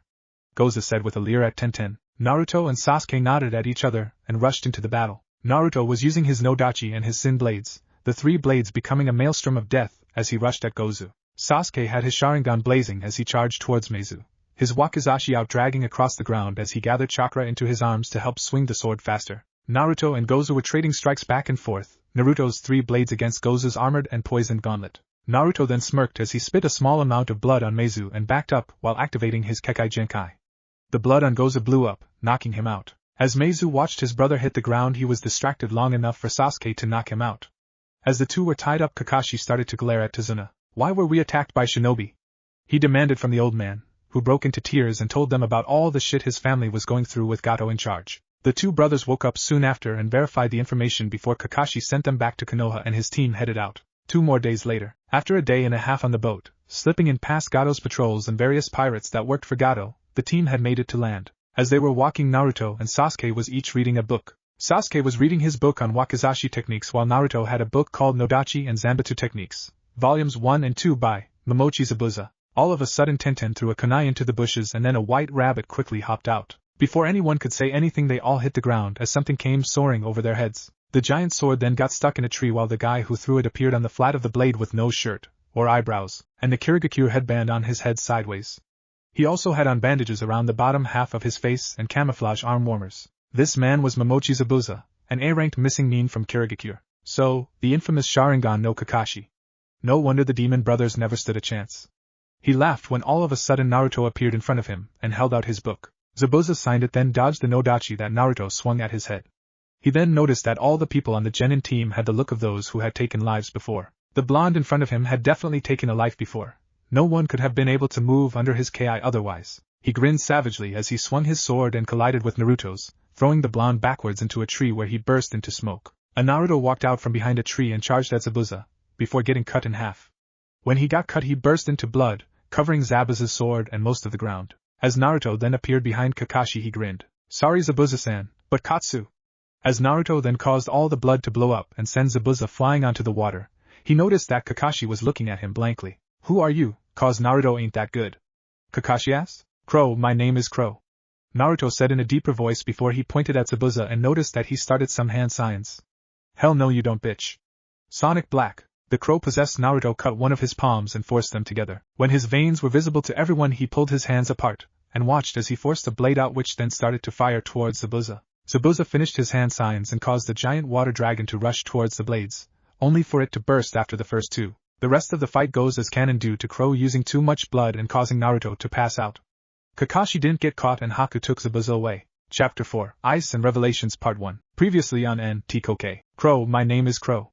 Naruto said in a deeper voice before he pointed at Zabuza and noticed that he started some hand signs. Hell no you don't bitch. Sonic Black. The crow-possessed Naruto cut one of his palms and forced them together. When his veins were visible to everyone he pulled his hands apart, and watched as he forced a blade out which then started to fire towards Zabuza. Zabuza finished his hand signs and caused the giant water dragon to rush towards the blades, only for it to burst after the first two. The rest of the fight goes as canon due to Crow using too much blood and causing Naruto to pass out. Kakashi didn't get caught and Haku took Zabuza away. And now, Naruto woke up and noticed that he was somewhere he never remembered going. At least he didn't think so. He got up and noticed that his stuff was being sat on by a crow with Sharingan eyes. Either I got drunk and ended up doing something stupid with someone, or Natsuki wants something from me. The crow caws and points to a small scroll. Naruto picks it up and reads it. Naruto-kun, if you are reading this and the crow is still there then I need you to follow it. If the damn thing ain't there, then fire a blood bullet into the air. Also, if you really must then tell Kakabaka that you have something you need to do in the woods. Natsuki. Naruto looks at the crow and sees that it was sleeping. He sweat drops and then puts the scroll into a seal on his belt. He then puts everything on and straps his sword to his back. He walks out and notices that Kakashi was out cold, Sasuke was meditating, and Tenten was nowhere in sight. Of course, everyone happens to be occupied. Where is Tenten though? Naruto then walked out and followed the crow into the woods, unknowingly being followed by Tenten. When the crow stopped the first thing Naruto saw was a big guy with blue skin, blue hair, sharp teeth, a cloak with red clouds, and a large bandage something on his back. Who the fuck are you? He yelled at the fish man. Hashige Kisame, I'm Natsuki's partner in the Akatsuki. I'm also a former member of the Seven Swordsmen of the Mist. Kisame grins when Naruto looks at him with respect before face vaulting when a girl with her hair resembling a panda comes flying out and begging to see the sword on his back. What? The fuck? Was the mutual thought of all three people who saw this. Natsuki walked out of the shadows and stood in front of Naruto while Kisame tried to get Tenten away from Samahata. So, Naruto-kun, I see you have come to meet me. Have you learned nothing? This could have been a trap to capture you. She gasps when Naruto appears behind her, and the one in front of her dissolved into blood. So, you used the blood clone to see if you were in danger while the real you stays at a good distance away? That is a very good plan. I guess the first thing for us to do is get your teammate away from mine? Natsuki then grabs Tenten and stares at her before Tenten settles down and finally notices that she is face to face with Uchiha Natsuki, the youngest ANBU captain that Konoha ever had.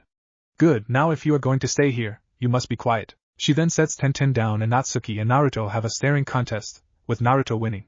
Natsuki just sighed and Naruto grinned. Naruto-kun, I was asked to come and help you with training.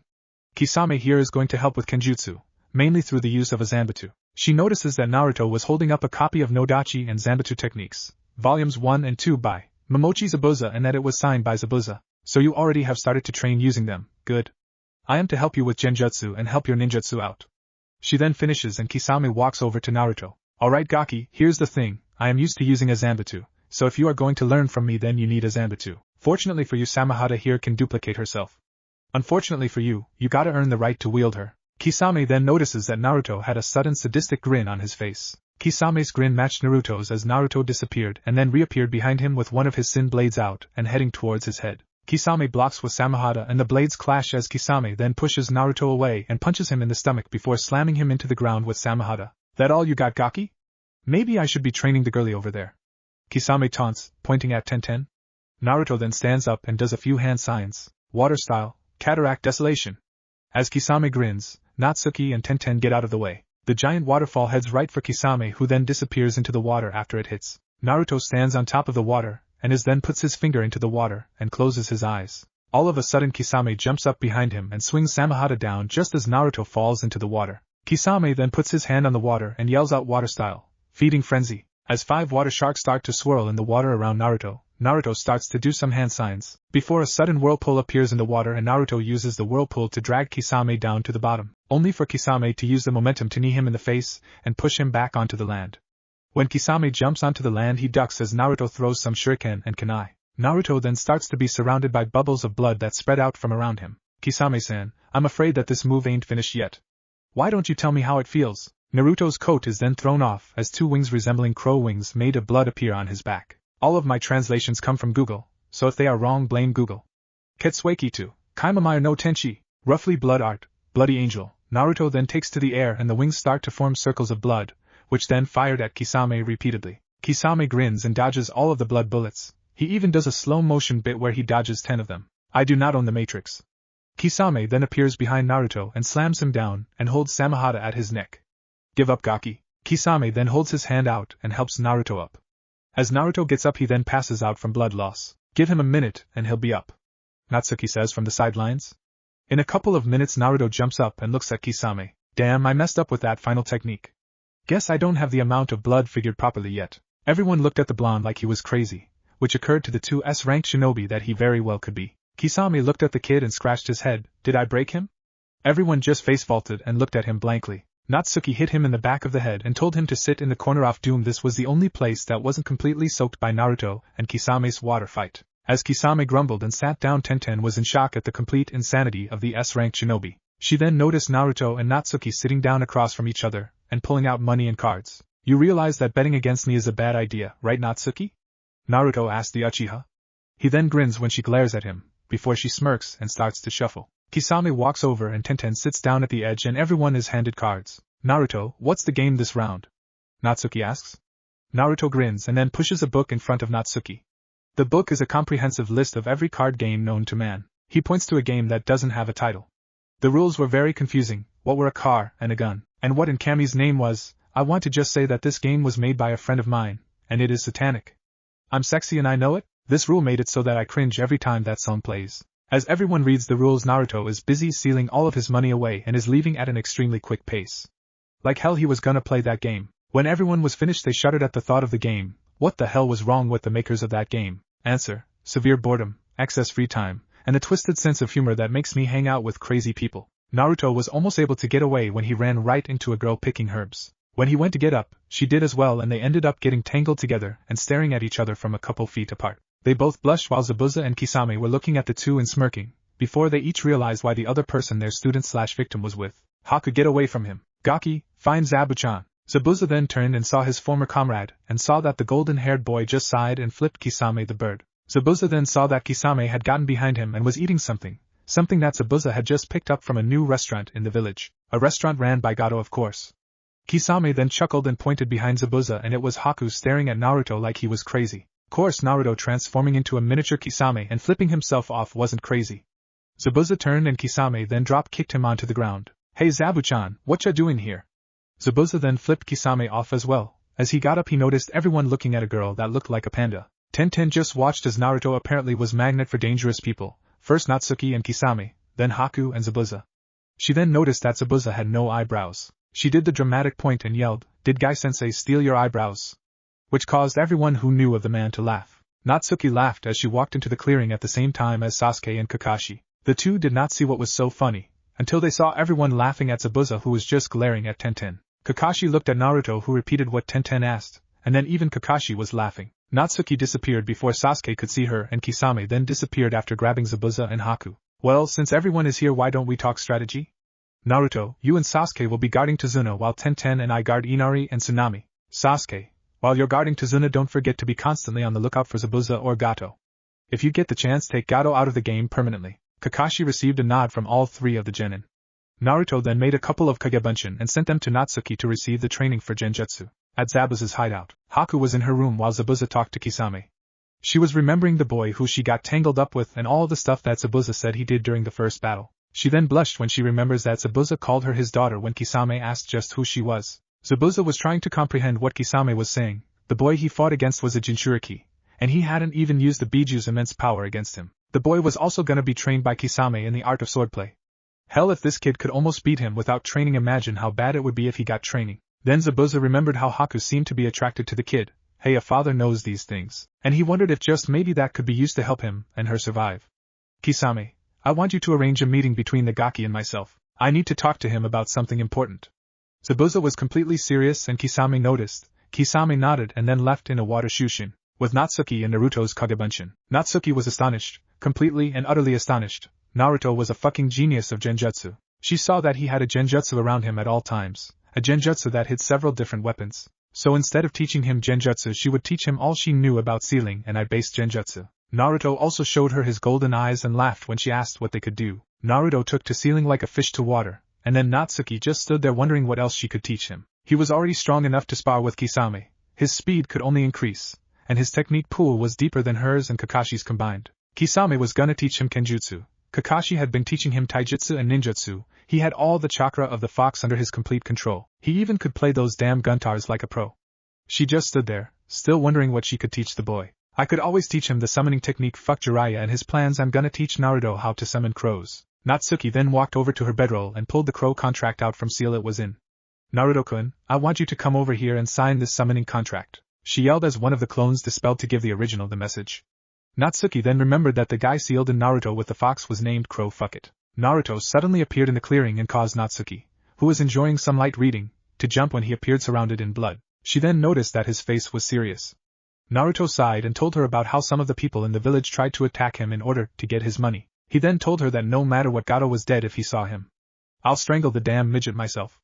Naruto growled out. Natsuki then handed him the scroll and told him to prick his finger and write his name in blood on the first open spot. He signed it Namikaze Naruto, and then Natsuki taught him the hand signs for it. He then performed the hand signs and slammed his hand down on the ground and a cloud of smoke popped up. When the smoke cleared, a crow the size of a house was there. Natsuki-san, are you the one who summoned me? The majestic crow asked the Uchiha. I'm sorry Noriki-sama, but I'm not the one who summoned you, Natsuki said to the boss summons of the crows. Of course Naruto-kun would summon the boss on the first go. She then pointed to Naruto. He's the one who summoned you. Noriki looked down at the young man who summoned her and noticed that his coat had a white crow on the back. Child, why is there a crow on the back of your coat? Did you do this thinking that you would be assured the role of being our summoner? Nope. I am the Jinchuriki of the Kyubi no Kitsune, and I also have a man sealed in me who went by the name Crow. The crow on my back is in honor of him. Naruto replies in one of his rare completely serious and respectful attitudes. Well in that case I would be proud to have someone who will become as famous as you use the crows for your summons. I will also assign a newly hatched crow chick to be your familiar. Cliché yes, but it happens to be leading to our next guest. Her name will be left for you to choose, so I say this now. Good luck and may you always survive. With that being said, Noriki leaves and Naruto looks down at the hatchling and sighs. I suck at names. Shahim. Yeah, that'll work, Naruto says as the hatchling caws and looks up at him. That's a beautiful name, Naruto-kun. Natsuki says, happy that Naruto actually was allowed to summon the crows. Then she blushed when Naruto grinned and his eyes had a mischievous shine. Oh, Natsuki-chan, I think it's time for your reward, Naruto says, grinning as Natsuki backs up and he grins. With Sasuke. Sasuke was sitting down watching Tazuna and the workers on the bridge while they were working. Tazuna was standing around and telling everyone what to do. Sasuke had a Kagebunshin reading over a fire-style scroll that Naruto had lent him. Naruto had also taught him the Kagebunshin and told him to only use one for now. Sasuke then remembered how Naruto could and did spam the clones whenever he got the chance. Sasuke, thinking about training, then wondered how Sakura was doing. He also remembered how Naruto had gotten his sister to train Sakura. He shuddered when he thought of a Sakura that had been trained by Anko and Saya. Sasuke then thought back to when he was told that his sister had killed his clan. Flashback. Sasuke was happy. He had been staying with a friend of Natsuki's that had a daughter. The woman, whose name was Misane Amaha, had watched Sasuke a few times in the past. Sasuke loved going over there and hanging out Misane and her daughter. The two never coddled him or told him that he would eventually surpass his sister. They just told him straight out that his sister was always going to be more awesome than he was. And the funny part was that he never actually cared. As he was heading home, an Anbu appeared and told him that Danzo needed to talk to Sasuke. When Sasuke showed up, Danzo had come up to him and told him that his sister had killed his clan and that he was the only other survivor. Danzo had a smirk the entire time, but to Sasuke it looked like a gentle smile from the old man. Sasuke then swore he would get his revenge. Sasuke had started to avoid Misane and even wondered if she was part of it. Sadly, she left after a Jounin tried to rape her and her daughter. The Jounin was then found torn up in Training Ground 44. Sasuke noticed that Naruto was absent that day during the academy. The fangirls that constantly swarmed him got on his nerves. How they dare call themselves Kunoichi when all they ever did was complain during physical training and talk about fashion. If his sister had heard all that, she would have killed them where they stood. Flashback end. Sasuke then thinks about what he feels for Sakura, and he realizes that the feeling makes him feel better. As he sighs, he realizes that Sakura would be a target if they got together. A guy with the ability to use his blood as a weapon, the last male Uchiha, son of the White Fang and student of the Yoname Hokage, and then a pink-haired former fangirl. She would be a target if there ever was one.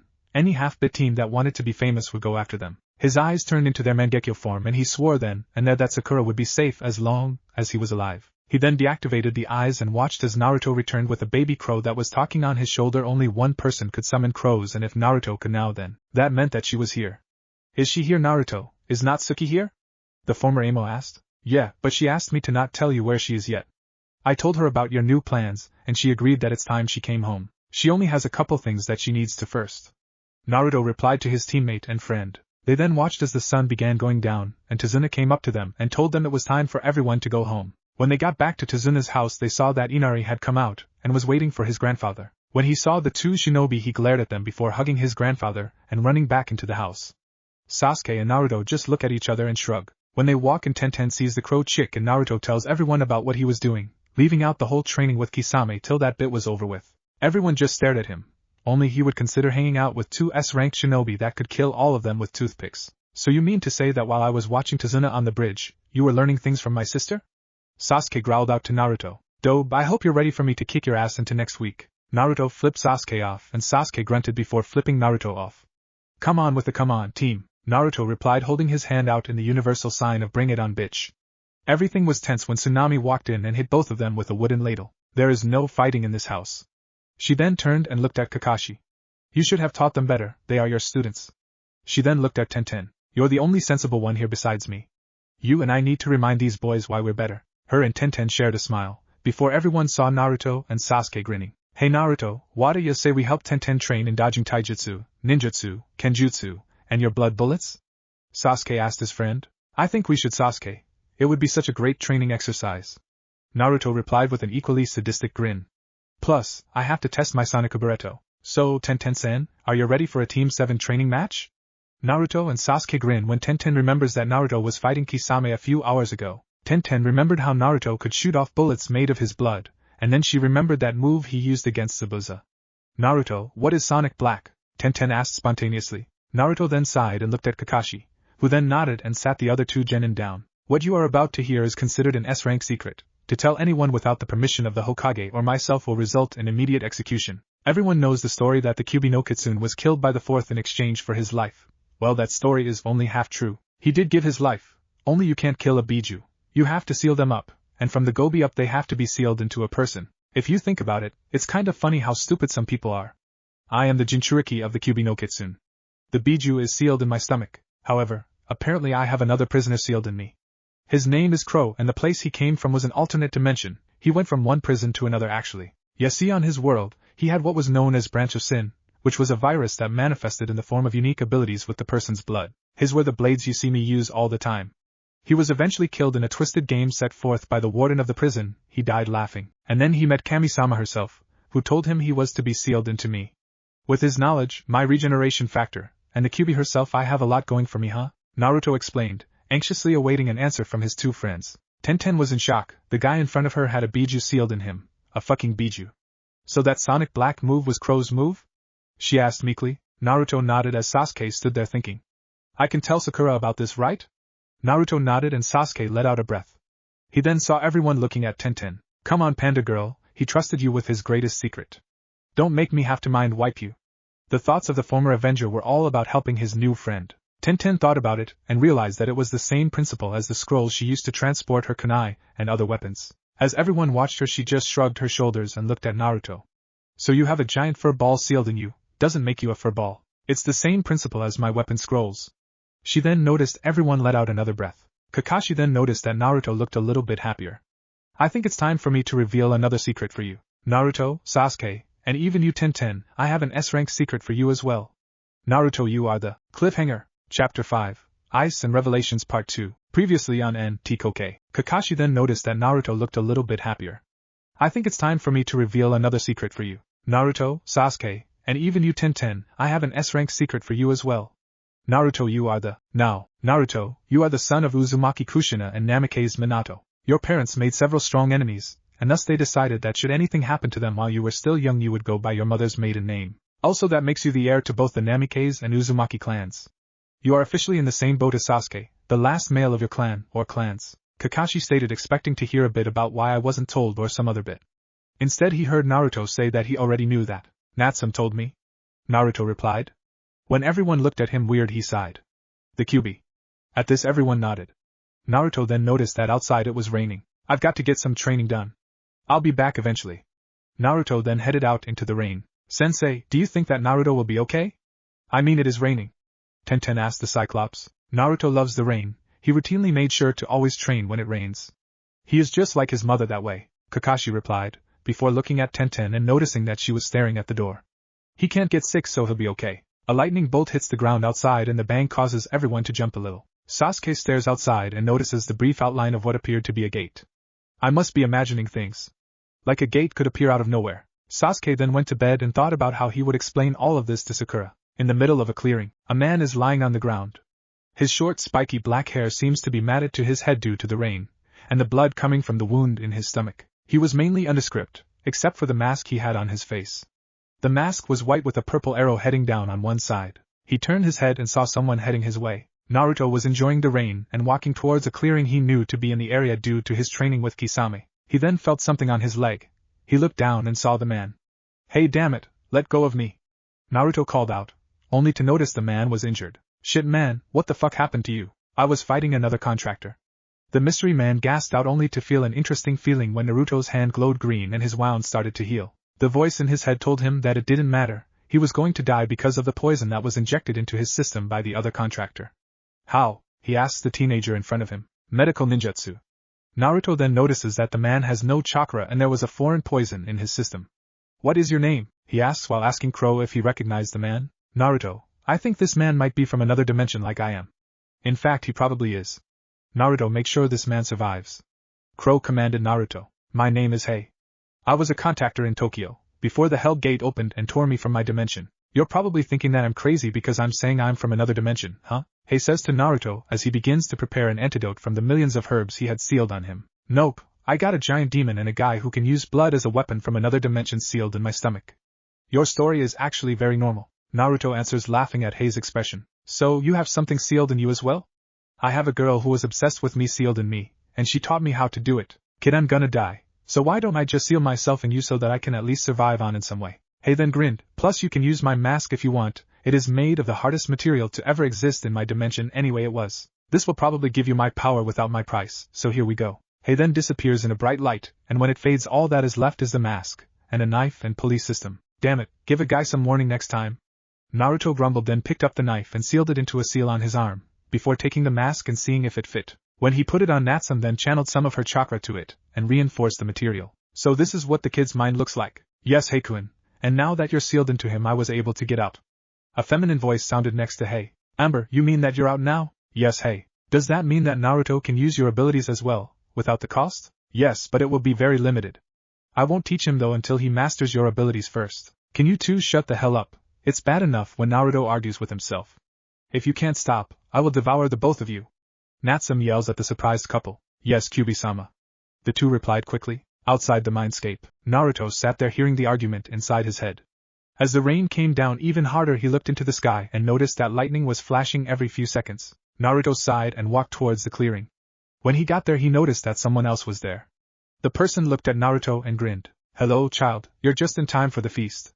The meal is, of course, you. The man jumps towards Naruto, and when the lightning flashes Naruto catches a look at the man who is attacking him. The man's skin was scaly and green, his eyes were a sickly yellow, the clothes he wore were rags, and the worst part was the teeth. The man's teeth were noticeably red from the meal he had just enjoyed. Just as the man was about to kill Naruto, a flash of black lightning appeared and a sword with most of the blade hollowed out, think Halbel's sword from Bleach except just a Chikudo, cut through the man. Worthless piece of shit. Attacking anyone who looked at him. Just why was I sent here? I mean, this is time that could be spent pissing Hiroshi off. The new man to appear was odd looking. The black robes and straw hat reminded Naruto of the Akatsuki robes that Natsuki and Kisame wore, but the weird part was the sword. The hilt looked to be regular, except for the weird symbol on the bottom. The symbol was a red fawn surrounded by flaming sands. The guard on the sword was extremely weird to Naruto. It appeared to be a dragon, but the fangs looked different, almost like they were going to drain you of all your blood. The man was wearing fingerless gloves and his eyes were covered by sunglasses, but his smirk showed extended canines. The man looks down at Naruto, and Naruto sees that he was surprised. "The fuck is ya, kid?" Uzumaki Naruto. "Who the fuck are you?" Naruto replied. "Boy, watch your fucking tone. I am the one and on, pain in the ass vampire, Tomohiro Teki." A new man replied, appearing out of nowhere. The new man was nondescript, except for the tattoo of a crimson fawn on the top of his arm. The katanas at his waist were each unique. One looked like a solid black hilt, while the other was a solid white one. "I think you scared the shit out of the kid. You really are a menace and a pain in the ass. Tomohiro, please just leave." The man asked the other. "Fuck off, Tagala." Tomohiro replied. "I was just gonna wipe the kid's memory." He then notices that his sword disappeared and reappeared in Naruto's hands. "Or now I'm gonna watch as Ruin kills the brat." Naruto was looking at the weird blade that just appeared in his hand. He felt the energy in the sword head into his body. Before he could fight the feeling, he was pulled into his mindscape. In the mindscape, Naruto appeared in a part of the mindscape that he avoided, the memory section. He then noticed as a black-haired woman was moving around and watching his memories. "What are you doing here and who are you?" he asked. "Ruin is my name, and I'm looking to see if you are worthy of wielding me," she replied in an indifferent tone. She then reached the memories of before he found his sensei. Her anger spiked every few seconds, and when she was done she looked at Naruto, and had tears falling down her cheeks. "Kid, when you get out of here, ask Hiroshi to let you use Thanatos and Armageddon. Tell him that they will agree to it." As she pushes Naruto out, she sees him nod. Out of the mindscape. "He ain't dead yet, Tomohiro," Hiroshi stated to his acquaintance. He grinned when Naruto woke up and looked at him. "Hiroshi?" At Naruto's questioning tone, he nodded. "Ruin told me to ask you to let me wield Thanatos and Armageddon, that they would let me." Naruto waited for his reply. Hiroshi was shocked. Ruin had just told this kid to let him use both of his blades. This kid would practically be a god on the battlefield with all three. Never mind Ruin's ability to use Tomohiro's ability to activate and channel his lightning, but to cut into the very soul of his enemies. Thanatos would love to be used in actual battle, but she can be a little bloodthirsty. Armageddon, I shudder to think what this kid could do if he ever received oblivion as well, would probably be capable of wiping out everything this kid faces. Why the hell shouldn't I do this? Hiroshi looks at the kid and hands him both of his katanas. As Naruto grips them, he descends into his mindscape again. In the mindscape again, Naruto wakes up to see two new people. One was a man with a black cloak on. The other was a woman who had a full-body skin-tight suit on. It was white and had pouches on it. For a better look, search for Boss's stealth suit from Metal Gear Solid 3, Snake Eater, which I don't own either. The man looked at Naruto with a grimace, before he watched the same memories that Ruin watched. When he was done, his eyes showed a white-hot hatred. He looked at Naruto. "I, Armageddon, will aid you in combat." The man's deep voice was strong. "I, Thanatos the Deathbringer, will aid you as well." The woman's voice was flirty and Naruto gulped when she stared at him. "Hey Armageddon-kun, isn't Oblivion-chan here somewhere?" "Yes, she is. Why do you want to know?" the man asked the suddenly serious woman. "'Cause we need to bring her here as well. You want this kid to have 3 of the 7 cataclysms, the Deathbringer, and Kami knows what other powers this kid already has? Hell, we might as well find him and see if he would be willing to join."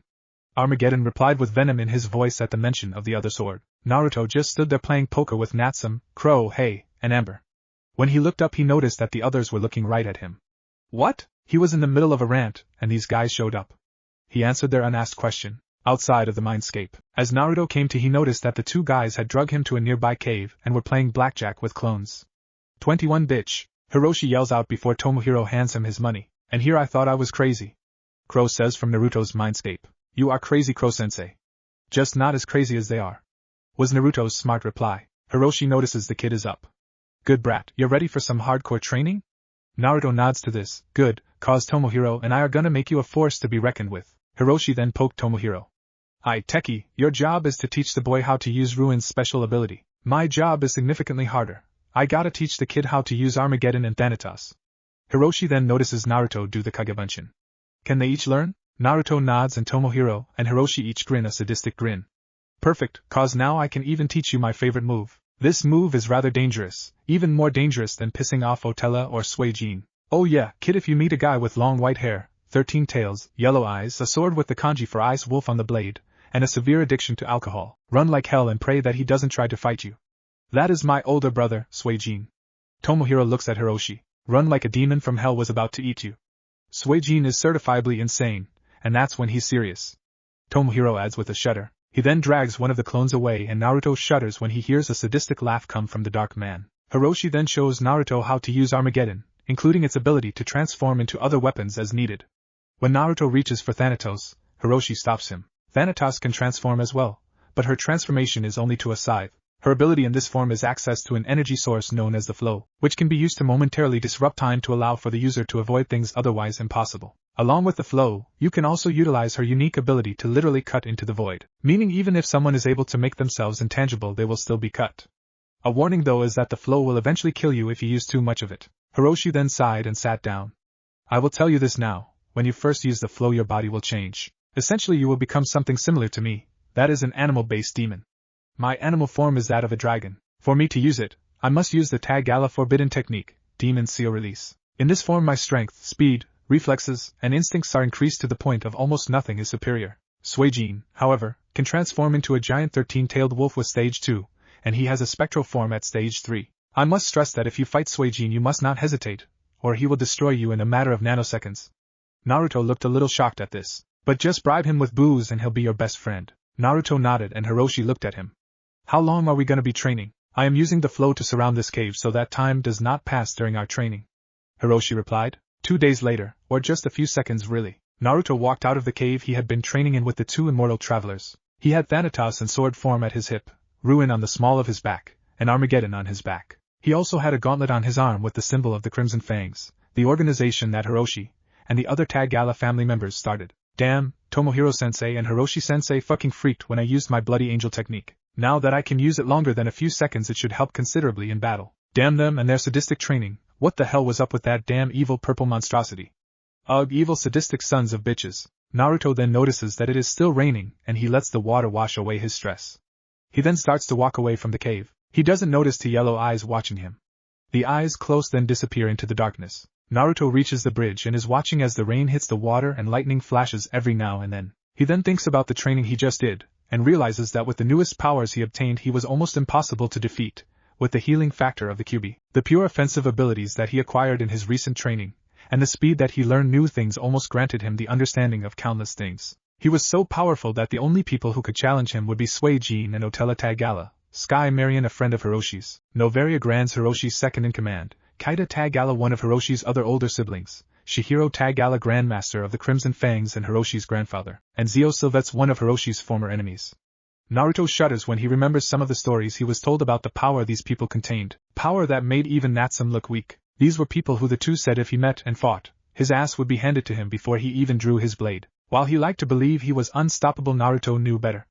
Rule 1. There is always someone stronger, faster, smarter, and even more handsome out there. Rule 2. The Crimson Fangs are known as beings of impressive power, and therefore fit all categories stated in Rule 1, except for Jervin, he's a douche. Hiroshi had drilled those 2 rules into Naruto's head during training. He had also told Naruto that Tomohiro could wipe out him and all he knows with one attack. Tomohiro had taught Naruto the weaker version of this attack. Naruto's version was called Meteor Call. Tomohiro's version was the Dragonic Supernova, a move he referred to as a Dimension Destroyer, and he also had a move called Terra Nova, which was another of his Dimension Destroyers. He taught Naruto the weaker version of it as well. This move was called the Lunar Bomb. Naruto could only use these moves when he had access to the flow, which Naruto could only sustain for 5 seconds before he used too much. Naruto knew that Hiroshi and Tomohiro could wipe him out. Hell, if what Tomohiro said was true, then Naruto wasn't even stronger than Rika, who was Hiroshi's daughter. At Zabuza's hideout, a shadow crept along the walls of the hideout, its form a blur of darkness and shadows. Whenever it reached a point that the random lights would cast out a glare, the shadow seemed to be a blur. The shadow's eyes were glowing yellow. The reason for being here were simple. He was hired by Gato to find out the gender of the apprentice of Zabuza's. When he finally reached the room that held the apprentice, the man drew in a deep breath and slowly opened the door to the room. When he walked in, he noticed the signs that whoever was in here wasn't asleep. When the apprentice turned around, the man noticed the signs that the apprentice was a girl. Damn, Hiroshi would have been able to get in here without being caught or even sensed. Damn him and his stealth. The man then drew a weird symbol in the air and caused Haku to go to sleep. The man then started to walk out. When the man reached outside the building, he ran into the Demon Brothers. The Demon Brothers took one look at the man and started to attack him. With a flash, they were held in a prison of ice. Ice style, ice prison. The man drawled out as the moon hit him. The man had long white hair, 5 scars across his face, yellow wolf-like eyes, 13 tails, and a broadsword at his waist. Be happy that I'm not using Nilfheim, he would have destroyed you in a matter of seconds. He then grinned. You just survived a battle with Suijin the Crimson Shark Tagala, not many can make that claim. He disappeared and the eyes shattered when he disappeared in a hazy mist. The demon brothers then swore that they would up their training. First the genin that they were told was guarding Tazuna kicked their asses. Then they just barely managed to get away before Konoha's ANBU forces arrived to pick them up, and now this guy just shows up and freezes them solid. Gozu and I say we have Zabuza-sama train us. Meizu told his brother. I agree, Meizu and I. Gozu replies. At Gato's base, Suijin was pissed. He just caught the scent of Hiroshi and Tomohiro. If they were here, and Hiroshi used the flow, that meant they trained someone. Gato then walked into the room and sat in his chair with his 2 personal guards standing behind him with their hands on their swords. The 2 men looked at Suijin with no small amount of fear. He had beaten the shit out of them when they tried to touch his whiskey. Suijin looked at the short fat man. What the fuck do you want, Gato? If you're here about your damn mission, then I'll tell you this, my price just doubled. Pay up now or I walk away with my information. Suijin then noticed that Gato had another scent on him, a scent that reminded Suijin of another person he once knew. Why does this bastard smell like him? If the fucker is here, and Gato is getting help from him, I'll kill them both and destroy every trace of the guy. I'll pay double, but only if you swear to back me up when I turn against Zabuza. Gato replied, watching the man across from him with a small glare hiding his eyes behind his sunglasses. If you do that, then you'll have your money. Either way, you're still cheaper than Zabuza. Fine. Zabuza's apprentice is a girl, probably a member of the Yuki clan, or a distant member of one of the many families from Yukigekure. Suijin then looked at Gato deeply. I have one question for you. Have you come into contact with a man with short red hair, a small cut over his left eye, and a cocky I'm better than all of you attitude? Yes, the man tried to extort me recently. He failed and ran away when I mentioned your name though. Gato replied, only to shiver when the air temperature went down by almost 40 degrees. He told me that he would kill me if you ever left my service. Suijin watched the man and noticed that he was telling the truth, although Suijin then grinned. Good for you. If you had lied to me you would have died just now. Now let's talk payment plans. With Naruto. Naruto was asleep in a clearing. As he lay there, Haku came upon him and shook him awake. If you continue to sleep here you'll catch a cold, she told the shinobi boy. She then saw the deadpan look on his face. That would probably benefit you and Zabuza though, wouldn't it? He asked the shocked girl. How did you know? Haku asked Naruto, while reaching for her saban. She then gasped when Naruto pulled out Armageddon and held it to her throat, its pure white blade glowing in the morning sun. Your scent, plus I was the one you ran into the other day. Naruto replies, causing Haku to blush. Naruto then returned Armageddon to its sheath and sat down against the tree, stretching his legs out and bringing an uninterested look upon Haku. So, why are you out here today? Someone attacked the demon brothers last night. They only remember him calling himself Suijin Tagala. At this Naruto starts to shake. Shit! Please tell me they didn't really try to fight him. That man is impossible for any but a truly S-ranked shinobi army to fight. He is good, really good. Please, tell Zabuza to meet Kisame-sensei and I in a day underneath Tazuna's bridge. Naruto then gets up and starts to head towards town. When he gets there he walks into the nearest bar and sits down. Suijin looked at the boy that just entered the bar and was about to turn back around when he noticed the weapons he had. Ruin, Thanatos, and Armageddon. I wonder if Hiroshi trained the Gaki. Might as well see if he knows who I am. Suijin then walks over to the kid. Mind if I sit here with you? Sure, go ahead. Naruto then looked up and noticed a man who fit Suijin's description was sitting across from him. Sup, my name's Uzumaki Naruto, what's your name? Tagala, Suijin Tagala? He noticed Naruto flinching when he said his name. So, Hiroshi told you about me then? Good, that means I don't have to ask why you have my brother's swords. They probably told you not to fight me as well, didn't they? The man asked. Naruto nodded, already admitting that his death was probably gonna be quick. So, might I ask why you are here? I was hired by Gato. He wants the bridge builder dead. I want Gato to die, but I need him alive a little bit longer. You're here to protect the bridge builder, and Zabuza wants you to help get his surrogate daughter away from the life of a Nuknin. I guess that if you survive this I'll train ya and let you use Nilfheim here. Suijin then looked at the skeptical look the boy gave him. I ain't fighting, just making sure that Gato burns in hell for his crimes. You know, Hiroshi made you sound like a bad guy. You're not bad, just lazy. Naruto then tensed when Suijin held Nilfheim at his throat with a small glare. Please do not accuse me of laziness, it tends to piss me off. Suijin then sheathed the blade and sat back down with a grin. He looked at the serving girl and motioned her over. Could you get me a round of the strongest stuff you got? Better yet, a round for everyone on me. Everyone cheered for the strange, generous man who had bought them all some more to drink. Naruto then held out a hand and grabbed the first drink to pass by him. The drink was a weird blue color. He drank it down in one and was immediately coughing. What the fuck was that? That, my dear child, is a concoction that only the heaviest drinkers can truly handle. That little concoction is all of the strongest drinks combined into one drink. The fact that you can still talk is a testament to your liver's strength. Or the demon in your belly that wants to kill me. Suijin then laughs at Naruto's expression. Relax, Gaki. If I wanted to fight and or kill you, it would be as easy as saying you stole those swords and stabbing you with a knife. He then grabbed 2 of the blue drinks and drank both in one swig. Not as good as bourbon, but stronger than moonshine. The true drink of the gods, my little heaven bringer. It's been far too long since I had a true drink. Suijin then saw Naruto walk out. So what do you think of the kid, Nilfheim? That kid will go far, not as far as you, but far. I wonder though, he has 2 of the cataclysms and no doubt he will gain the others. You really think he will gain all 7 cataclysms? Yes, and he will gain me after you train him in using his demon release. That child can use the demon style, ice style, and several of your more infamous styles. It would be a sin not to teach the boy. Besides, Oblivion, Ragnarok, Ruin, Armageddon, Nilfheim, Discordia, and Nun will eventually belong to the boy. Think about it, Suijin. You could help in the training of the next celestial assassin. I am the celestial assassin. No one can kill better than I can. But training this kid could help, or I could train him. You know that with my training he will be unstoppable. Shut up, rude much? I was only offering to teach the child. Teach him what? How to be completely evil. Yep, dumbass. Technically I'm you, so you just called yourself a dumbass. I'm disconnecting this conversation. Suijin then sighed after the conversation with Nilfheim and his inner demon. It looked like he was gonna train his newest apprentice soon, with Natsuki. Natsuki was staring at the wall surrounding Gato's base and was contemplating going in and stomping a hole in Gato's scrawny head. She turned around and saw that Gato had brought a man with long white hair, a fancy coat, and a cigarette in his hand. The man was also wearing glasses. He had an eye tattoo on one of his hands. He also had what looked to be a briefcase in his hands. One of the guards went to take it from him and the mystery man slammed the briefcase into his head. Don't touch. This is full of money, money that is worth more than your life. You are unworthy to even touch this money. The guard twitches and the man suddenly seems to start to bleed when he fires his blood out at the guard. My name, for you should know who killed you, is Chuji Suitengu. I do not own.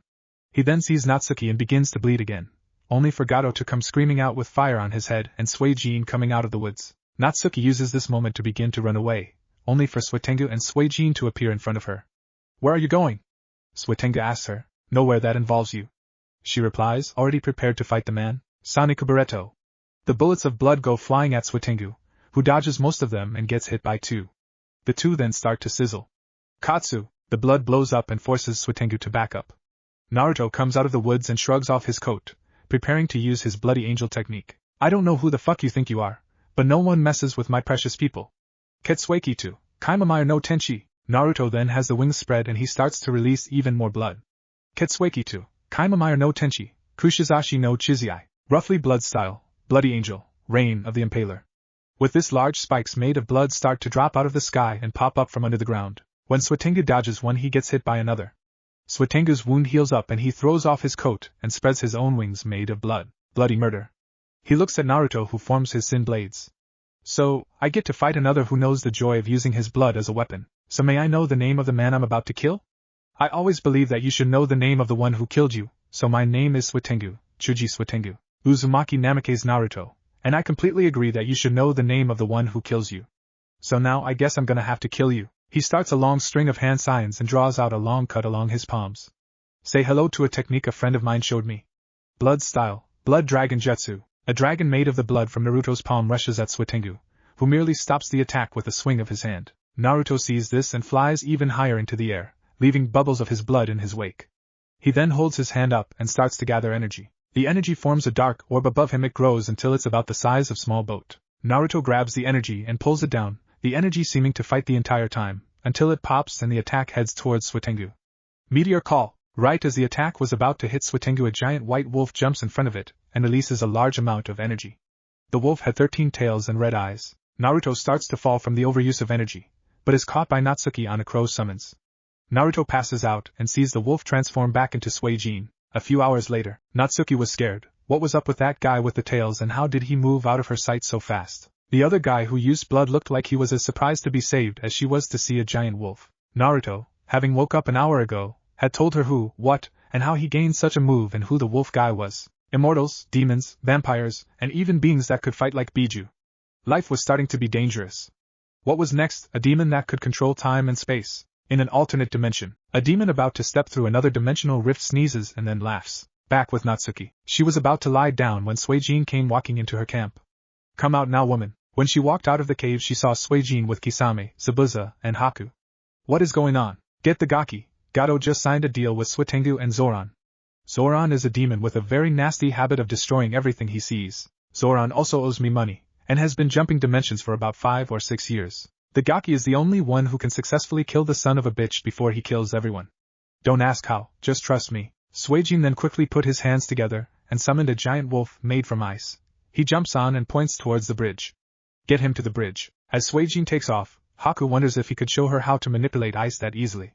Let's go. If what he said was true, then we most definitely need to hurry. With Naruto and Team 7, Naruto was sitting with his teammates, and telling them what happened after he walked out. He was just getting to the part of trying the new attack out when Natsuki comes out of the woods and yells for everyone to rush to the bridge. As everyone heads towards the bridge, Naruto feels like time is beginning to distort around him.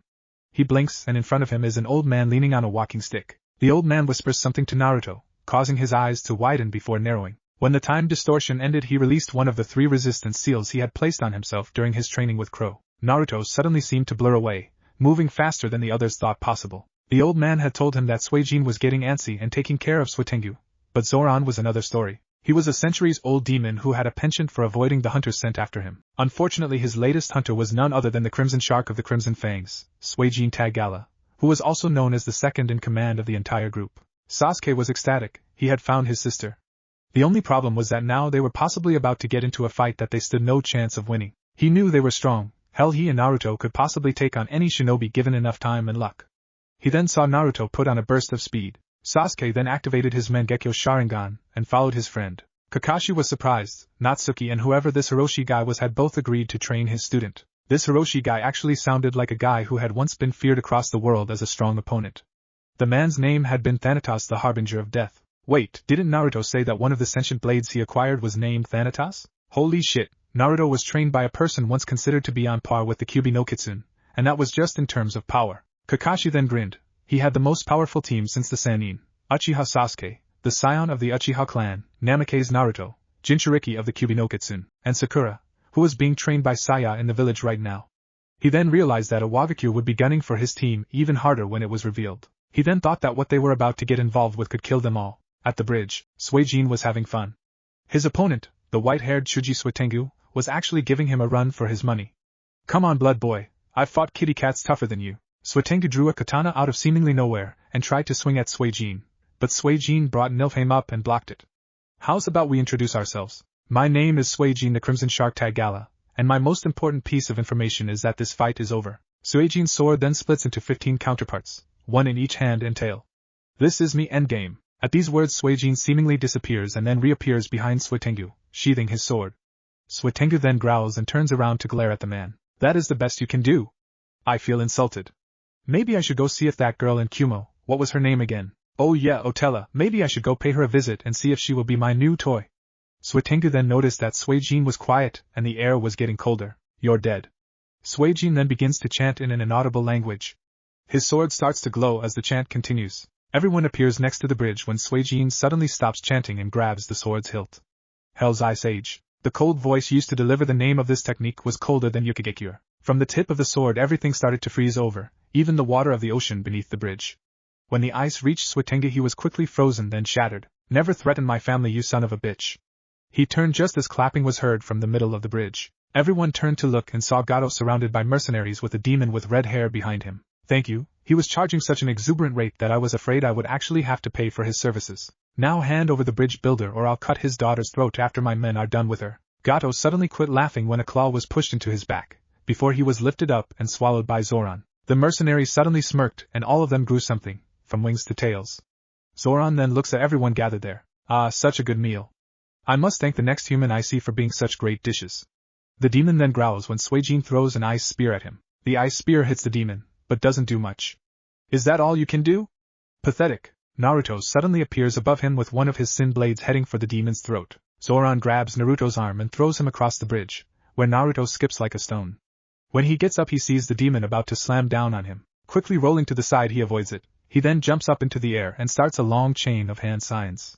Fire style, heavenly flames. The white fire that Naruto uses hit the demon, and it just laughs before it swallows the flames and he points at the boy. When he points all the demons on the bridge start to charge at Naruto, but before they get halfway there they are cut off by the rest of the shinobi and Suijin. Suijin then grins sadistically. First one to kill 100 gets a free drink on me. With this said all the shinobi bring out their weapons. Natsuki draws out a tanto, Kakashi draws out his father's old sword, Sasuke draws his wakizashi, Tenten brings out 2 cleaver swords, Zabuza brings out the Kubikarabucho, Kisame brings out Samahata, Haku forms a Nodachi out of ice, and Suijin draws out Nilfheim. They all start rushing at the demons when a sudden flash of black lightning appears and one of the demons is smashed by a fist. Tomohiro stands up and throws his sunglasses off and lets the demons see who they are fighting. Hiroshi suddenly appears behind a couple of demons and slits their throats with 2 daggers. Fire style. Demon flame wave. Naruto yells out only for Zoran to eat these flames as well. What the fuck, how am I supposed to do anything to him? Hiroshi points to Armageddon and grins. Naruto then face bombs. Of course, he says as he draws out the blade, its white blade shining in the afternoon sun, dark flames of Armageddon. With the sudden yell and slash of the blade, black fire hotter than even the Amaterasu flames shoot towards the demon. When Zoran tries to swallow the flames, they prove to be too hot, and he starts to cough before growling and gathering energy. Congratulations, child, you finally pissed me off. I will devour all you have ever held dear. Even those closest to you will feel fear. I will never stop until you have felt the pain of knowing that everyone you have ever known or cared for is slowly being digested in my stomach. Although the ice girl there might make a good bed warmer for my clan. The air starts to be bathed in a bloodlust so powerful that even the surviving demons start to become scared. Really now, you will do that to those closet to me? Don't make me laugh. You won't even make it off this bridge alive. With that cryptic remark, Naruto suddenly sheathes Armageddon and holds out his hand, where a swirling blue ball starts to appear. Before long though, the ball gains a sickly purple color, and an extremely evil aura surrounds it. All of a sudden what appear to be shuriken blades appear around the technique. Say hello to one of my father's original techniques, with my own twist of course. Anatin, Raisin Shuriken. Naruto charges at the demon, who gathers energy around him in order to fire off one of his demonic bomb techniques. When Naruto reaches the demon, he pumps as much chakra into the attack as possible and the move expands and starts to devour he flesh from the demon. When the attack stops, nothing is left of the demon except for a stain on the ground that was once a mighty demon. Suijin, Hiroshi, and Tomohiro suddenly disappear and all the demons start to fall into pieces. When the 3 reappear, they snap and all the demons explode into clouds of blood. The 3 look at each other and grin. Suijin then walks over to Naruto and hands him Nilfheim.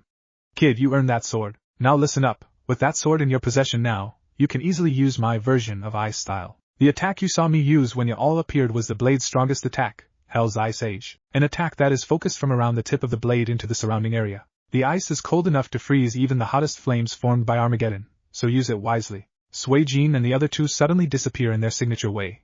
Tomohiro in a flash of black lightning, Suijin in a mist of ice, and Hiroshi in a swirl of black flames. Naruto suddenly collapses and hits the ground, causing everyone who was celebrating to stop and rush over. When they get there, they notice a grin on his face and his light snoring. When everyone realized that he was just asleep, they all let out little chuckles, before Haku and Tenten came up and helped him up and started heading towards Tsunami's place. A couple days later, Naruto woke up with a start.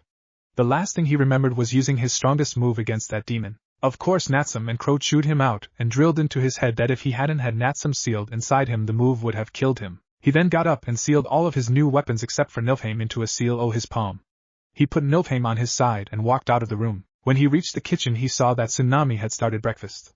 Looks good, he said in a joyful voice, causing Tsunami to jump a little at the sudden noise. When she turned around, she saw Naruto there with only one sword. She blushed a little when she saw that he didn't have a shirt on underneath the jacket. But as she looked closer, she saw a scar running from one shoulder all the way to his opposite hip. As she starts to tear up, Naruto realizes what she was looking at and closes the jacket up. Forget that you ever saw that, it is a remnant of a bad time that doesn't exist anymore. Naruto then sighs as Tsunami continues going about making breakfast. As everyone wakes up and come on down, they notice Tsunami's glum look. Sasuke walks up to her and asks what was wrong, and she told them about the scar. Everyone looked at Kakashi and he sighed.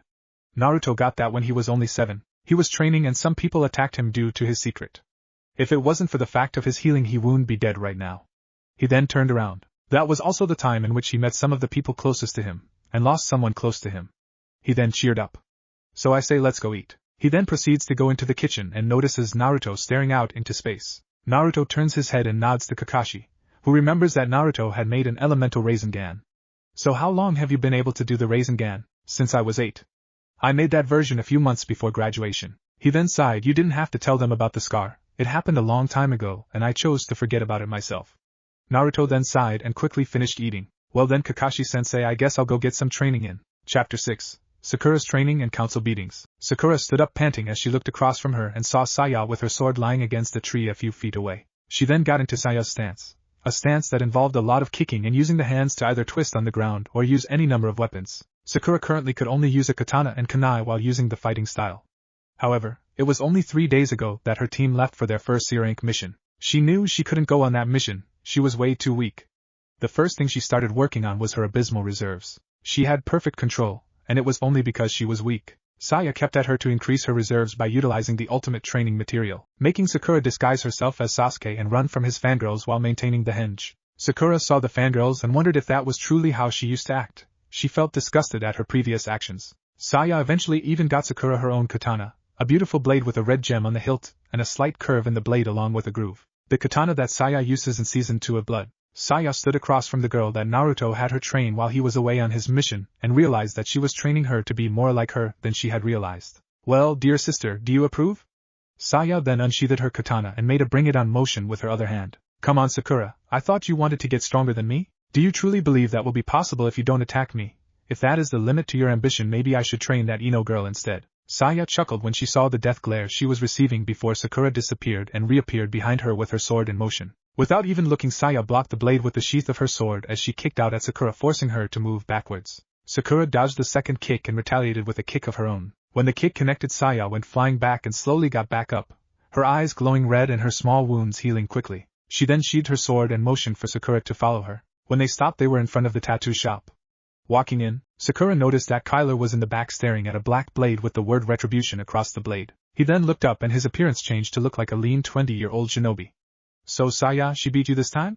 The man asked, his blue eyes cold with strength. He then stood up and moved over to Sakura and looked down at her.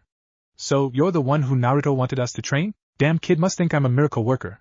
First he brings me that Rock Lee kid and has me find out what's wrong, and now he brings me you. I can get you up to par, but you will need to follow my very strict training plan, starting with a set of 15 laps around the village, 1,000 punches, 2,000 kicks, and swinging a blade 1,000 times in each direction.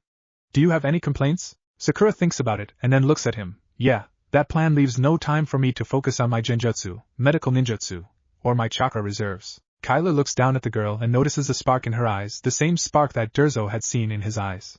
He then grins when he hears her reasoning. Good, I was hoping you would realize that I purposely left those out just to see if you were sharp. Cut all of that in half and add in genjutsu training your reserves, and finally some time at the hospital where you will be learning medical ninjutsu from a friend of mine. Just one warning, my friend at the hospital can be a little harsh and rough around the edges. You'll recognize her by her red hair with white strips. He then shivers as if though it was cold in the tattoo shop.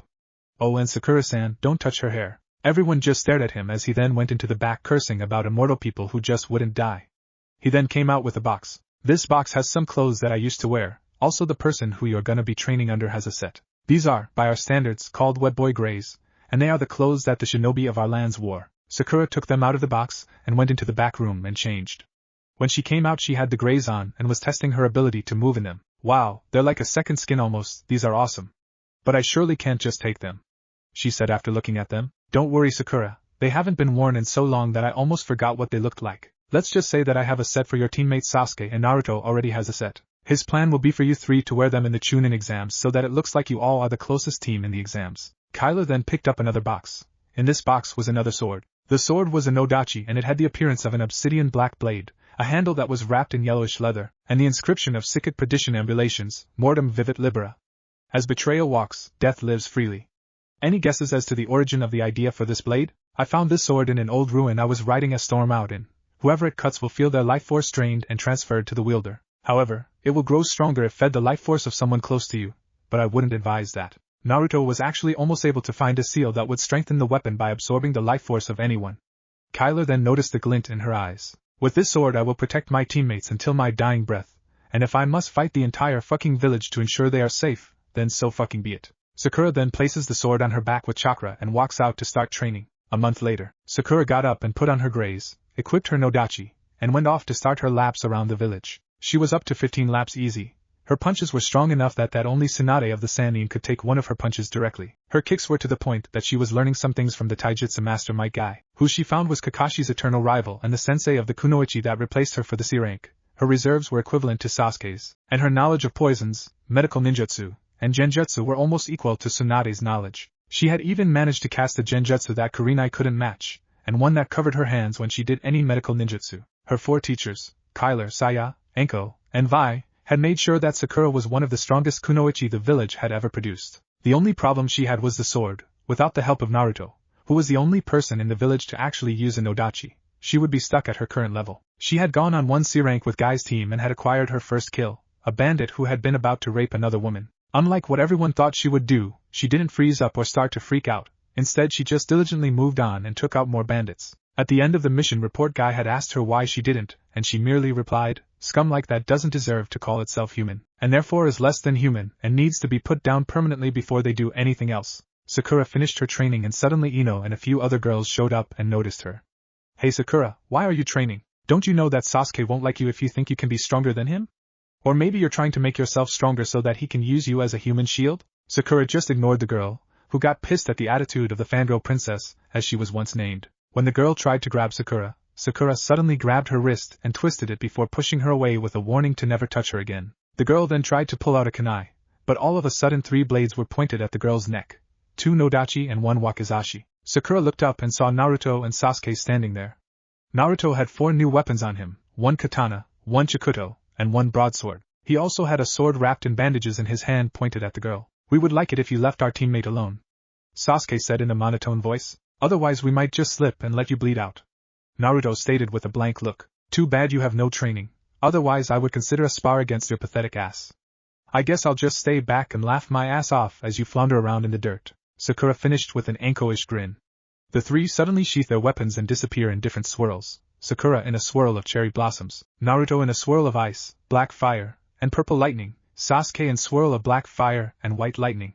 Ino just looked on in wonderment. At Sasuke's house, the 3 showed up at the same time and Sakura was pulled into a hug by Sasuke.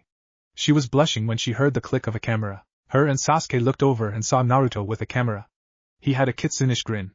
The camera suddenly burst into black flames. As Naruto was in the corner crying about his newest camera being burnt, Sakura and Sasuke were talking about what all happened on the trip. When it got to the point of Naruto's secrets, Naruto nodded his head and allowed Sasuke to tell Sakura both of them. Sakura took a look at Naruto. "So, your father, our yandere, didn't kill the Kyuubi like we were told, but instead sealed her into you? What the fuck is up with that shit?" She then went into a rant about the stupidity of the villagers. "Well, I see she met Vi and Anko, and more than likely got along with both of them." He then clapped his hands and told Sakura and Sasuke that they should get some sleep before they stayed up so late that they missed the call to the council that was sure to come in the morning. The next morning in the council room, Sakura, Sasuke, and Naruto all used their respective shushins to appear in the council room in their wet boy greys. Sakura's had an inverse Uchiha fan on her greys. Sasuke's had a regular Uchiha fan on his greys. Naruto had his trench coat over his greys, but the front had an Uzumaki swirl. They also each had a weapon on display. Naruto had his bandaged weapon out with the others and seals on his arms, Sakura had her Nodachi on her back, and Sasuke had his chikuto in the small of his back. The civilian council members then shiver as they noticed the cold look that adorned the face of each member of Team 7. Kakashi then appeared in the room looking as serious as a heart attack. He had his father's tanto on his back and he also had something else, a set of bracers with wolves running across them. Naruto pulled the bandages off the sword on his back and everyone saw that it was covered in scales. Sakura drew her Nodachi and everyone watched as the blade glowed red before returning to its regular pure black blade. And Sasuke pulled out his chikuto and watched as it was covered in black flames. The 3 then sheathed their weapons and saluted the Sandaime as he walked into the room. Sakura's former mother stood up and pointed at the 3. "See how the demon has corrupted Uchiha-sama and my daughter." She then noticed that none of them were listening to her. "Uchiha-sama, surely you wish that you could be on another team. I mean, surely you would like to have the power to defeat your sister, right?" Sasuke suddenly looked at the woman with as much hate as he could muster and his Mangekyo Sharingan activated. "Watch what you say around me and my team. All of us are stronger and worth more than you are. If not for Naruto, how many of us would not be here right now? How many of you merchants wouldn't be spending your dirty money? How many of you who complain and call him demon would be sitting with true demons right now? All of you should be ashamed of yourselves. I heard Naruto's secret from his lips, and I haven't changed my opinion of him. The very fact that none of you are shinobi makes it so that you don't know anything of our arts. So how would you know what the yandere did? Answer those questions before you insult my brother, and remember, without Naruto you all could be maggot food right now." Sasuke then sat down in a chair that magically appeared. "You know the chair. It's the same one that always appears when you're moving in the dark and is put right where your toe is gonna be." All of the civilians suddenly looked down before Sakura looked back up with a venomous look. "See what I mean? He obviously has done something to Uchiha-sama dash." She would have finished, had Sakura not brought her Nodachi out and held it up to her throat. "Please don't talk about my teammates like that, Harino-san."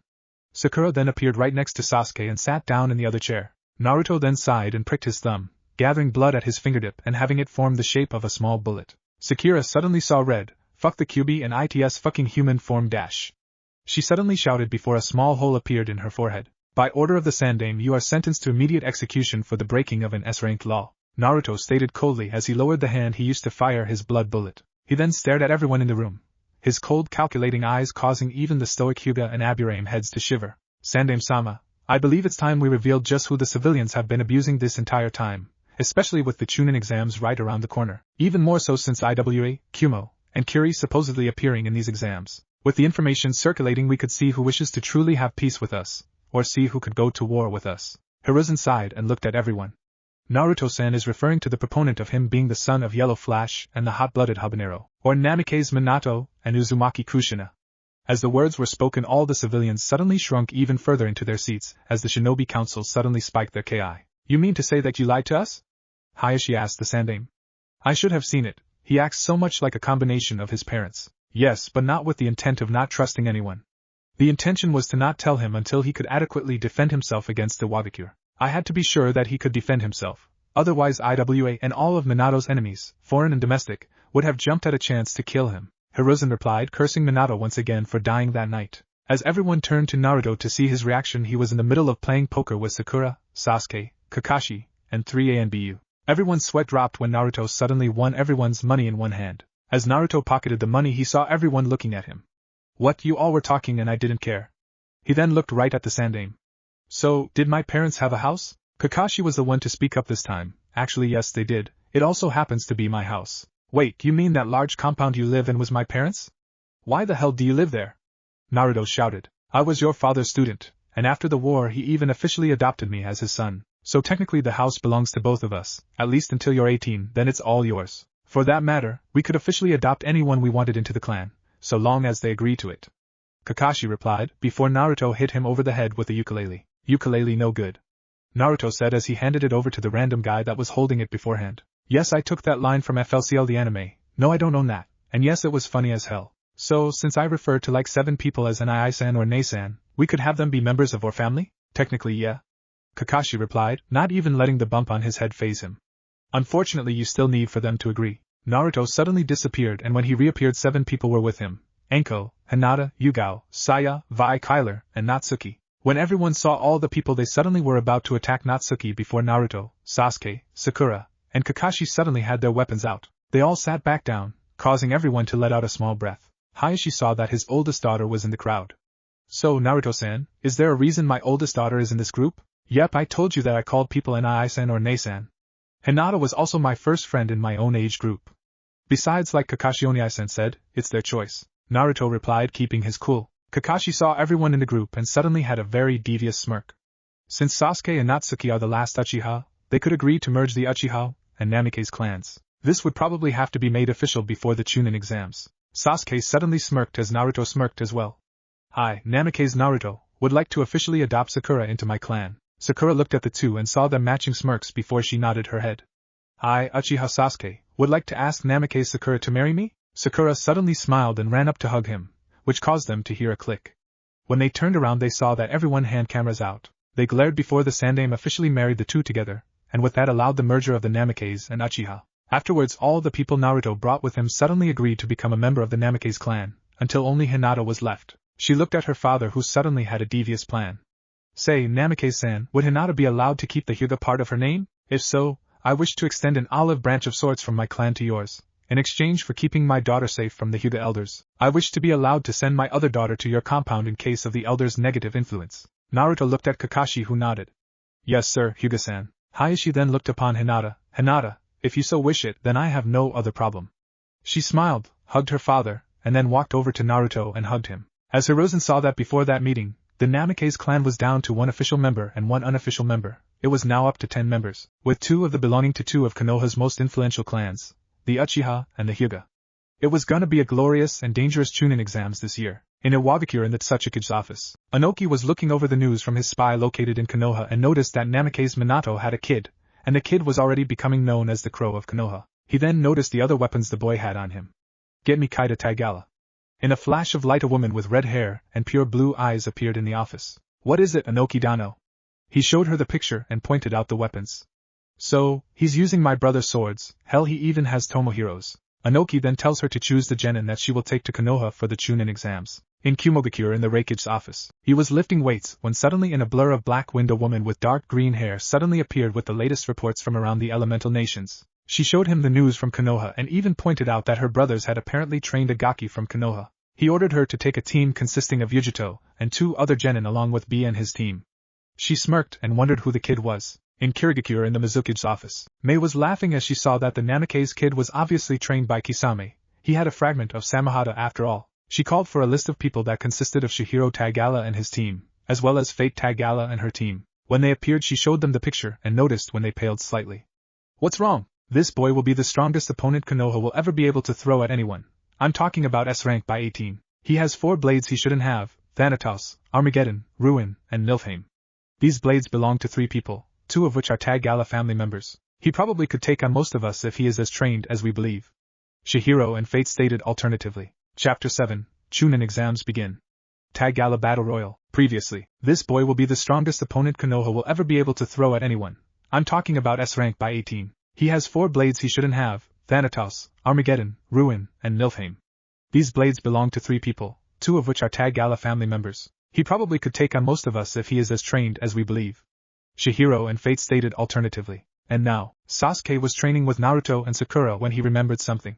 Hey Sakura, you do realize that I am going to be put under the CRA? Sakura suddenly looked up from the beating she was getting while trying to match Naruto and his Nodachi. Yeah, I know, the fact was probably beat into me on more than one occasion. Why, are you thinking of not accepting anyone from the village? She then started to push back with her blade, almost causing Naruto to skid back. Before he did, he switched over to Samahata and started to swing it around like it was a stick. Sakura quickly locked blades with Naruto, her sword's ability to drain the life force of enemies negating Samahata's ability to drain chakra. Naruto then pulled back and put up half of the tiger sign, Tagala Forbidden Technique, Demon Seal Release. As his chakra suddenly multiplied, Sakura noticed that Naruto grew wings, one similar to a bat's wing, the other an angel's wing. The slit in his eyes suddenly became clearer and sharper, his features suddenly seemed more fox-like, and he then seemed to randomly appear in the area before charging at Sakura with his sword dragging the ground. Sakura dodged and replied with a futon Daiatapa. When it hit Naruto he crashed and hit the ground. So, Sasuke, are you scared that your fangirls will find out about your being in the CRA and try to rape you again? Sakura suddenly started to turn her head. Again? What does he mean by again? Sasuke suddenly looked down and grunted. About an hour after the meeting yesterday I was suddenly surrounded and without the help of Naruto here, I would have been raped by the fangirls. Sasuke then noticed that everyone was hungry. How about we head out and get some food? I know this really good tea shop nearby. Everyone nodded and started towards the tea shop. Evergreen Tea Shop. If this place is real, then damn I don't own either. At the shop 4 people were talking amongst each other. The 4 were Kaida, Otella, Shihiro, and Fate. Their genin teams were spread out through the shop, along with a team that had a music note on their headband. The talking all stopped when Team 7 walked in and sat down, the Tagala family members recognizing the blades held by the boy with whisker marks, the Odo team recognizing the Uchiha, and no one recognizing Sakura. When Naruto started looking around he noticed the IWA team, and grinned dangerously. Well Sasuke, look at this, we got ourselves an audience. I wonder, does IWA, Kumo, Kiri, Oto, and whatever villages that showed up really believe that Konoha Team 7 is not gonna all become Chunin? I mean, our members are Uzumaki Namikaze Naruto, Uchiha Namikaze Sakura, and Uchiha Sasuke. Our sensei is Namikaze Hataki Kakashi. He then noticed the ones whose energy was similar to Hiroshi's. Actually it seems that the Kiri teams might be a little bit of a challenge, especially the one with the green-haired sensei. Probably the one with red and green hair will be the hardest opponent to beat. He then notices Yujito's Yuki. Ooh, and Kumo sends their little kitty to tackle Konoha's crow. Too bad this crow hunts with the fox. The other teams suddenly smirk when they feel that the guys talking shit about their teams have shitty levels of chakra. The Tagalas are the only ones who realize that his chakra is also currently recovering from usage of the flow. Fate walks over to him and sits across from him. Tell me little boy, do you know what family I represent? Yeah, the Tagala family. You're Hiroshi-sensei's wife Fate. Naruto replied, sitting down and lazily grinning. He made sure that I knew everyone he thought could kick my ass, either by a slim margin or a complete ass-kicking. He had you labeled as a slim margin, Otella-san over there with a complete ass-kicking, same with Kaida-san and Shihiro-san. Sueijin-sensei and Tomohiro-sensei made that clear as well. They drove into my head that any of the Crimson Fangs could kick my ass, except for Jervin, Naruto stated, all the while judging everyone's reaction. Kaida was smirking, Shihiro was laughing, Otella was happy, and Fate was just surprised. Wait. You were trained by Aji-san and Tu-san, even Danny-chan? With the last one a sudden flash of black lightning almost singed the red and green-haired girl who had just spoken. Yeah, I suppose so, if Tomohiro Baka was the last name on that list. He didn't even blink as a Tomohiro suddenly appeared and hit him over the head before catching a glimpse of all the friendly Tag Gala family members that wanted to turn him into Swiss cheese. When the vampire disappeared, Naruto suddenly ducked as a jounin was sent flying away from Rika's table. A girl with her dark hair in a bob cut, pale gray eyes, dark purple tank top, black shorts, standard shinobi sandals, and fingerless gloves complete with knuckle studs was standing where the man had been.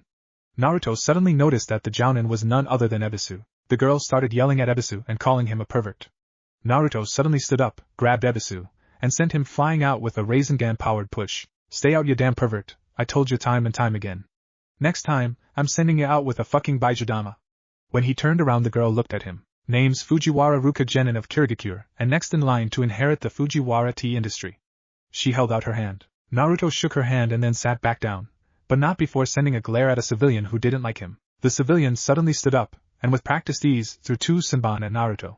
The 2 senbon hit him and was dissolved almost instantly. With a flick of his hand, Naruto sent out 2 Sonokuburetto shots that immediately killed the civilian.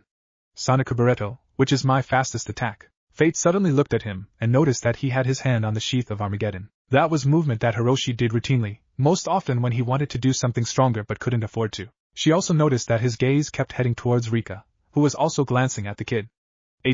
I wonder if the two realize that they are acting almost like Hiroshi and I, only this time there is no annoying mother that doesn't approve.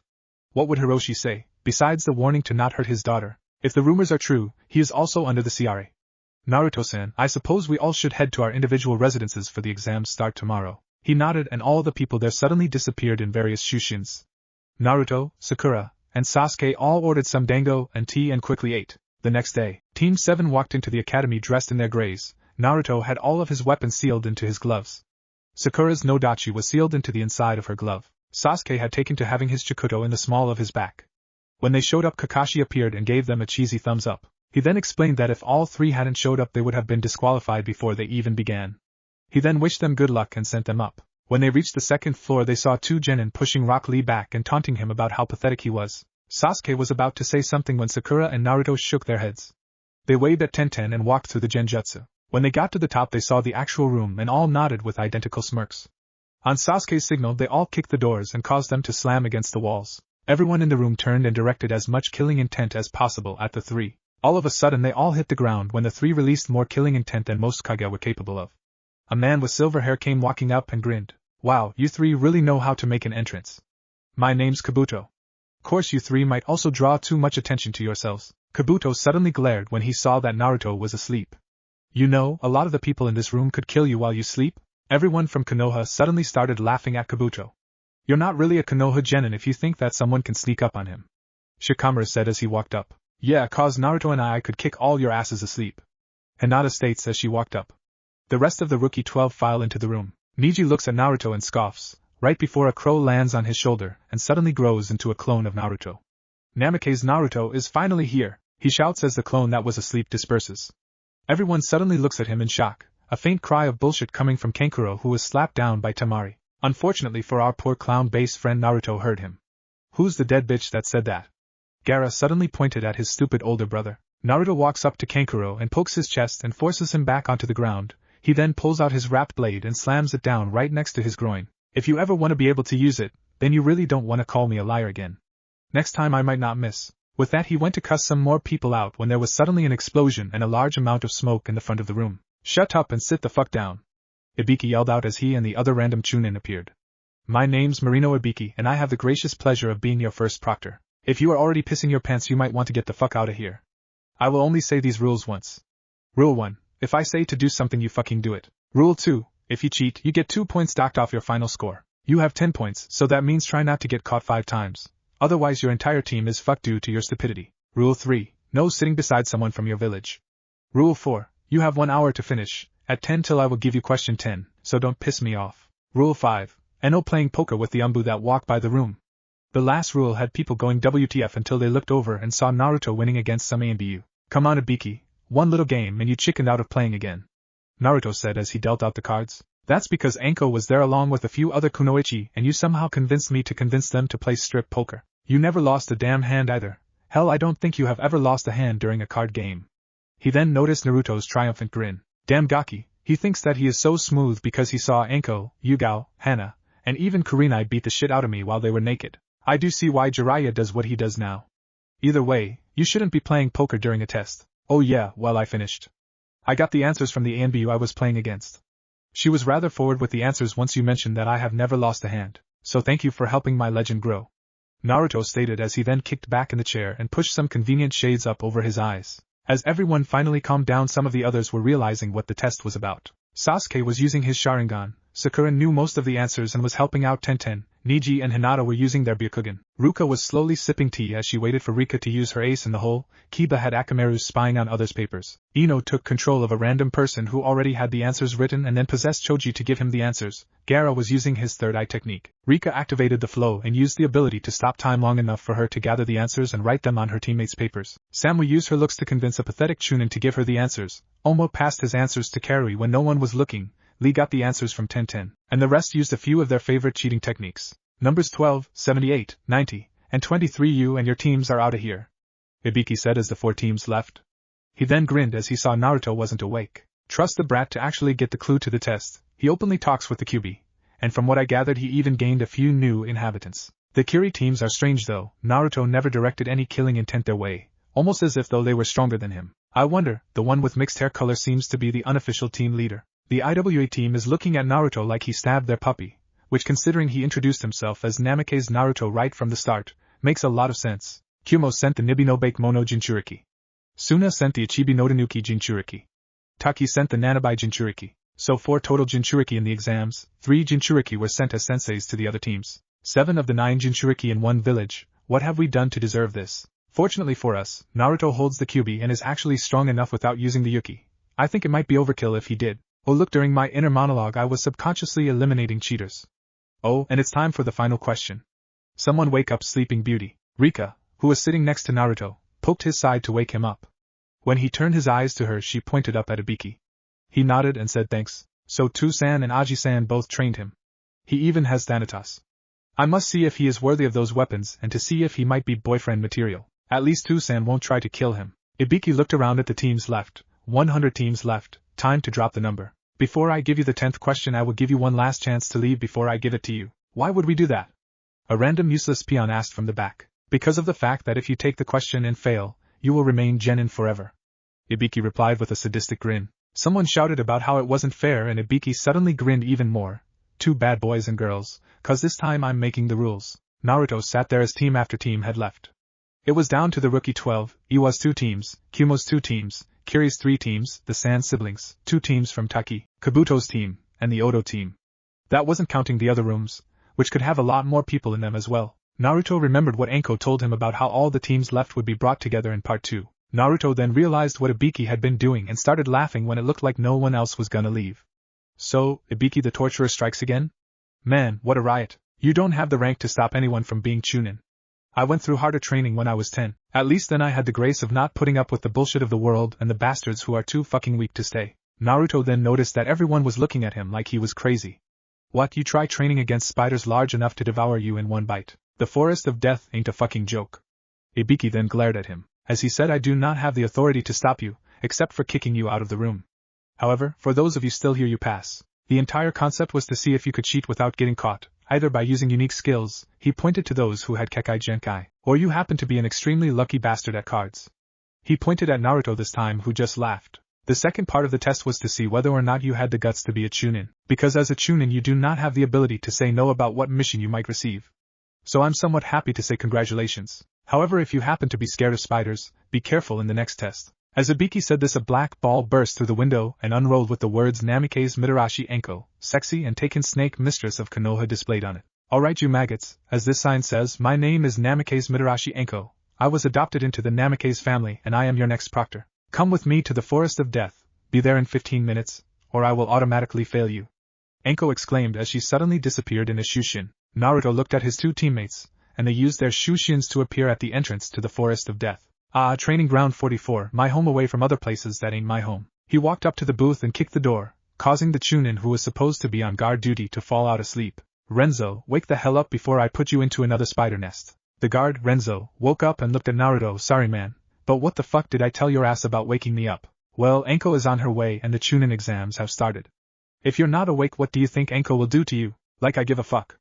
Naruto, my friend, think about it like this. Enko knows she can't touch me until after the exams, at which point I will probably be on a mission somewhere my skills won't be wasted. So she can't do shit as long as the exams are going on. True, but I can.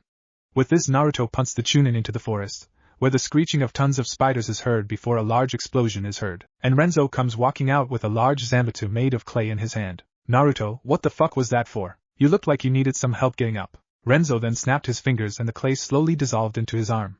I should beat the shit out of you, I should, but I won't. You mean you can't? Go fuck yourself. Nah, I'll get a hold of your sister. My sister hates men. She doesn't hate me. Like I said, she hates men. Renzo team. Naruto baka. Renzo team. Naruto baka. Renzo team. Naruto baka. Renzo team. Naruto baka. Renzo team. Naruto baka. Would you two shut the fuck up? Sasuke and Sakura both shouted. The two stop arguing and look at the two.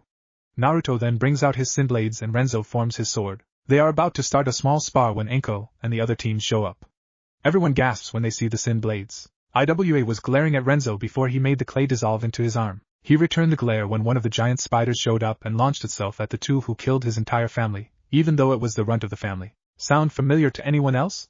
Naruto just turned his head. Pathetic little arachnid. You don't have enough hatred to kill me. He then appeared behind it with his arms crossed as the spider's legs fell off and it gave its final screech ever.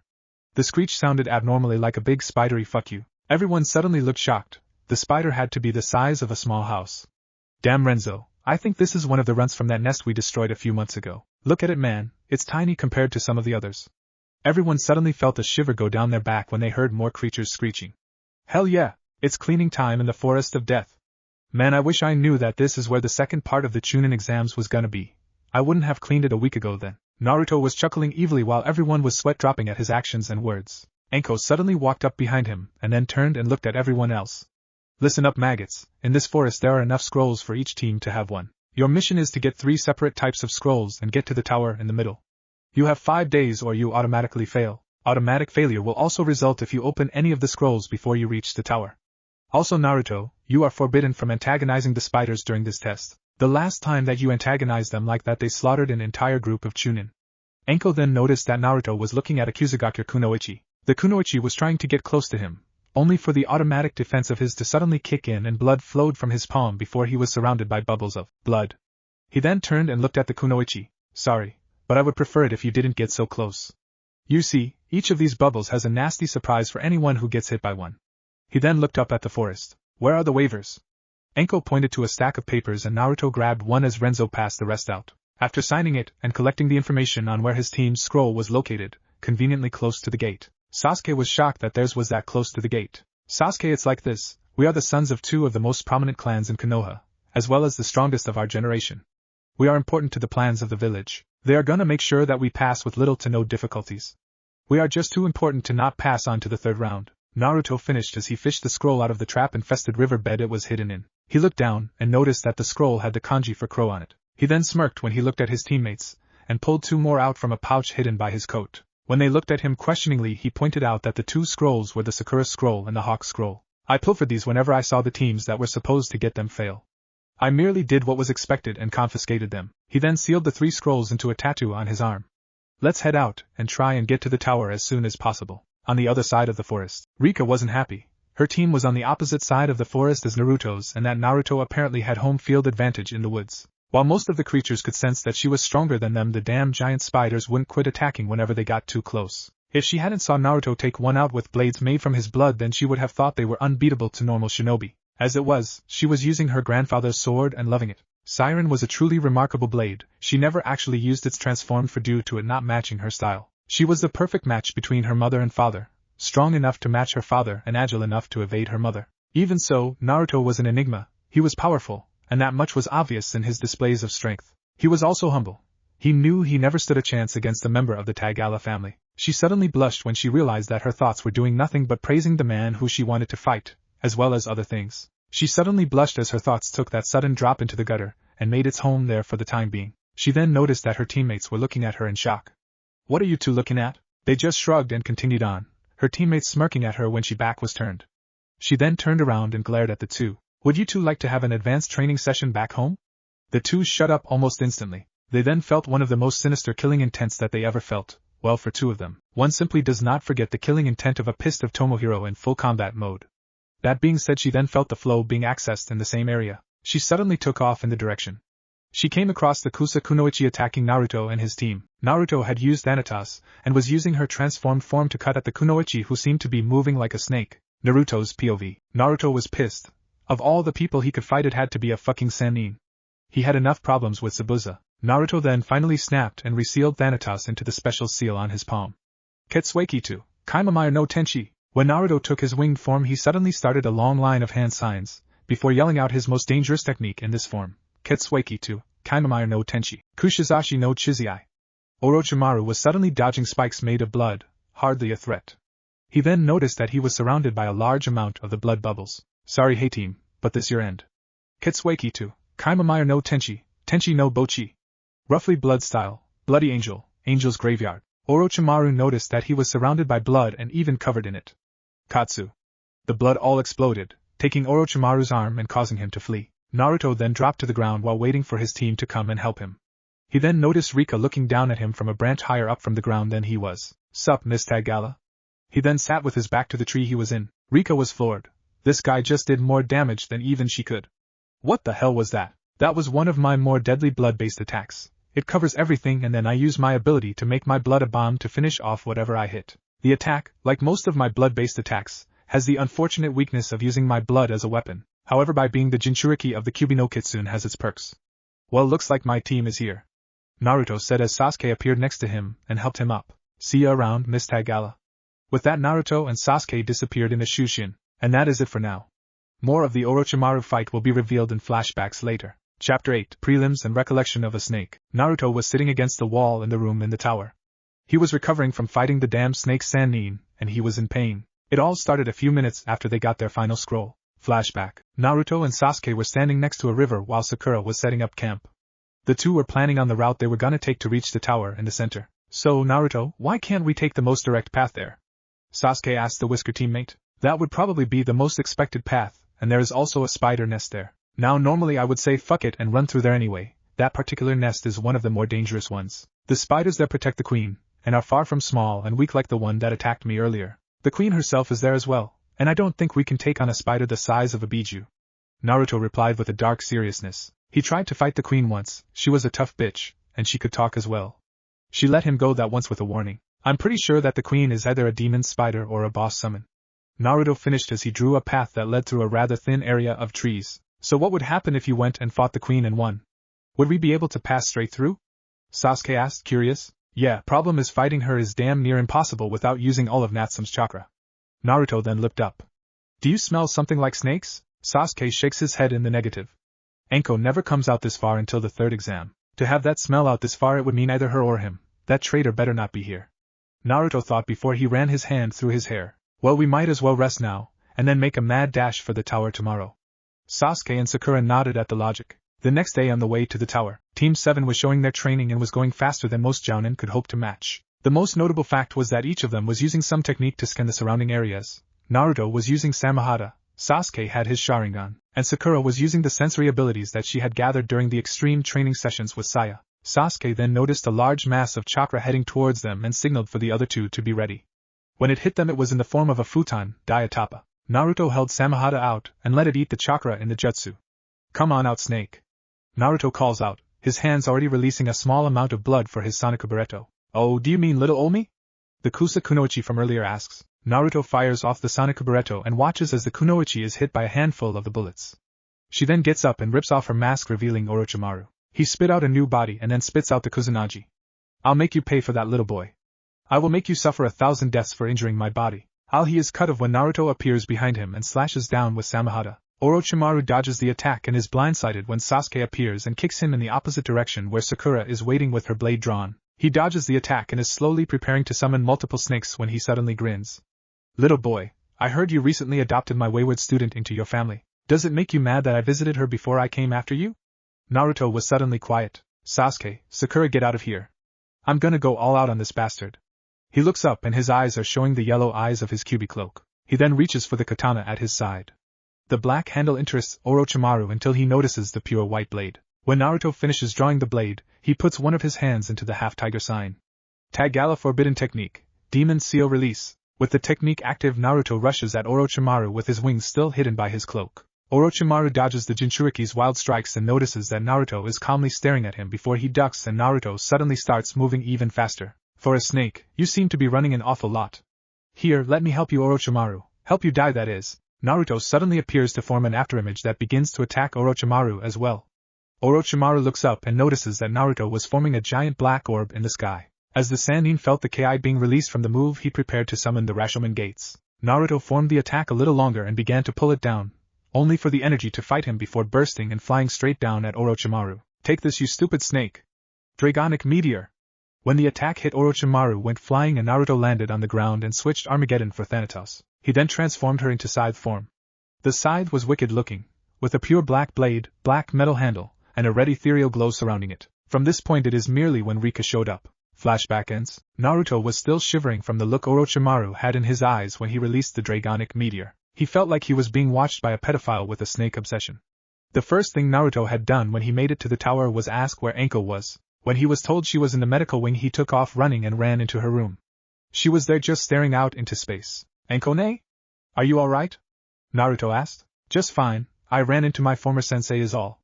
Wait, how did you know I was here? Anko replied. My team ran into him. He was kinda disarmed after the fight was over. Naruto replied, smirking when Anko slowly turned her head towards him. You mean you actually fought him? Are you fucking stupid or something? What if you had died? She screams out. Naruto says nothing and gets up and hugs her. I will never die to scum like him. I managed to remove his arm and determine his target. He wants Sasuke's Sharingan. I didn't actually want to fight him until he said that he reached you first. After I heard that, I went crazy and wanted him to bleed. When I thought that I lost a member of my new family, it made me remember what happened that night. Naruto replied, still holding his adopted older sister, tears coming to his eyes from the memories. Anko just held her little brother a little longer than felt that he was asleep. To be able to injure Orochimaru, just how strong are you, Otuto? Anko then fell asleep. Time skipped to the prelims. Naruto was standing beside his team dressed in his usual trench coat, only without a shirt like Crow wears. Sasuke was wearing a red cloak with black clouds. Sakura was wearing her wet boy grays. The teams there were the 2 IWA teams, the Rookie 12, the Suna team, the Odo team, the 3 Kiri teams, one of the Taki teams, and the 2 Kumo teams.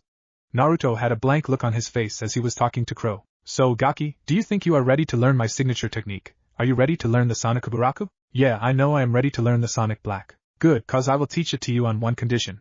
That condition is to win your fight here by only using Natsume's chakra. Are you sure about that, Crow? I mean, what if I fight a Konoha shinobi? Hope you get Niji or any of that Kabuto team's team. Got it, sensei. Naruto was brought back to attention when he saw everyone heading up to the sides. When he got to the top and was standing next to his team, he looked at Sasuke and smirked. Hey Sasuke, I bet you can't win without the Sharingan. Sasuke looks at Naruto and notices the smirk, before he smirked. I bet you can't win without using your blood techniques. They stared into each other's eyes before smirking and shaking hands. Deal. Kakashi nodded to the two and Sakura smiled. Sasuke then looked at each of the Konoha genin. Hey, would any of you mind if I watch the matches with my Sharingan? Naruto looked up from a book he picked up. Sure, I don't mind. Hinata looked up. Of course, Sasuke-san. The rest all agreed until only Lee was left. Lee looked at Guy and was told it was his choice. On one condition, Sasuke-san. That condition is that if you copy any of my moves, then would you spar with me? Sasuke smiled, not smirked, and looked at Lee. I promise that if I copy any of your moves, I will personally spar with you so as to not tarnish the hard work you put into it. Lee looked at Sasuke and smiled before standing in the nice guy pose. YOSH. As everyone was watching the board afterwards, everyone was waiting for the first match. Namake's Naruto versus Yakushi Kabuto. Naruto smirked at the board and suddenly appeared down on the arena floor. He pointed to Kabuto and made a come hither gesture. Kabuto was wondering what he should do when he noticed that Orochimaru was motioning for him to kill Naruto. Hiruzen was watching the fights along with A and Terumi Mei.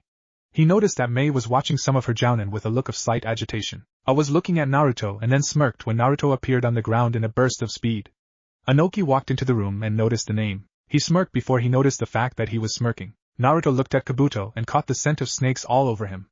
Yakushi-san, I am sorry, but this fight will probably be your last. Naruto suddenly started using Natsume's chakra and the entire room suddenly felt the choking hate of the Kyuubi's chakra. All the Jinchuriki in the room were floored when they realized that the strongest contender was not only the son of Yondaime Hokage but also the Jinchuriki of the Kyuubi. Yujuto, Fu, Gaara, Han, Rashi, and B all looked at the kid and slowly understood that Naruto was quite possibly the most dangerous opponent in the exams. The Konoha genin were wondering why so many of the foreign shinobi looked scared at the energy.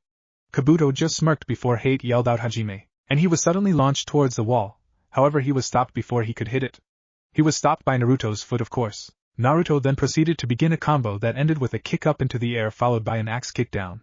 Endgame. Otella was shocked. Here was a kid using her older brother's most feared hand-to-hand technique. This technique could lead to up 1,000 strikes before the final strike. She saw the angle of the final kick and the fact that the kid used the corrosive chakra from his biju to completely kill his opponent. She noticed that Naruto seemed to smirk in a wolfish manner before she saw the image of Suijin behind the genin. So you really did train the kid, big bro? I wonder if you think he'll be able to control all 7. She then saw the kid walking up the sides and moved over to him. Hey kid, so you were really trained by? Yep, little sister, he was trained by the best of the motherfucking best. Suijin said as he appeared in a swirl of ice and snow. All the people there who knew the power that was present in the Tagala family understood that the strongest person to exist from the family was present. You see, I noticed that he had Fire Boy's sword and Leech Boy's blade, so I decided why the hell not. I gave him a few techniques, such as my taijutsu finishers and even our family's secret technique. I honestly believe that he will be able to reach stage 3. However, it will be impossible unless he gains the rest of the 7. So, Tagala family members and loyal fangs, if he meets your standards, let him see if he matches the Cataclysm standards. Oh, Enrica, your father wanted me to tell you that he expects you to win or at least lose only to Naruto. Any less and your training will be covered by moi. Suijin then reappeared next to Chihiro and the two shared a look that spoke words that none but those in the fangs could understand. As Naruto walked over to his team, they asked why he killed Kabuto. The bastard smelled like he bathed in essence of snake. Unless Anko was deciding to give a pathetic genin the chance to be surrounded by her possessions for a couple of years, then the only other reason would be a connection to Orochimaru. The only thing that happened was my killing a possible leak in the chain information. Orochimaru was furious. His best spy was murdered right in front of him. He needed to rethink his entire plan now, and to make matters worse he noticed that Naruto was the Kyubi Jinchuriki, and was thus unable to have the curse mark applied to his body. He then remembered that he had a certain secret that could get the boy to lose his cool. I'll just tell him that Danzo ordered the death of his mother, and that Danzo was doing so he could get Naruto on his side by having him become an emotionless puppet. Kukukuku, I will eventually be uneatable, and wait, if I use Edo Tensei and bring back his mother and father to fight him, it will crush him. Doing this will make him rue the day he decided to kill my second-in-command. Oblivious to Orochimaru's insidious plans, Naruto walked over to his team and looked at Sasuke. Beat that, Sasuke. Sasuke Uchiha vs. Oma. Sasuke watched as a white-haired shinobi from Kumo jumped down from the stands. He had a long sword and was looking at the Uchiha. Well, Naruto, you won in one move, so I guess I will too. Oma was watching the kid walk down the stairs and draw a wakizashi from his cloak sleeve. What if I kill him and it starts a war, or he wins and Kari tries to kill me for losing? Oma almost missed when Hate yelled out Hajime, and had to dodge the sudden strikes from the black-haired shinobi he was fighting.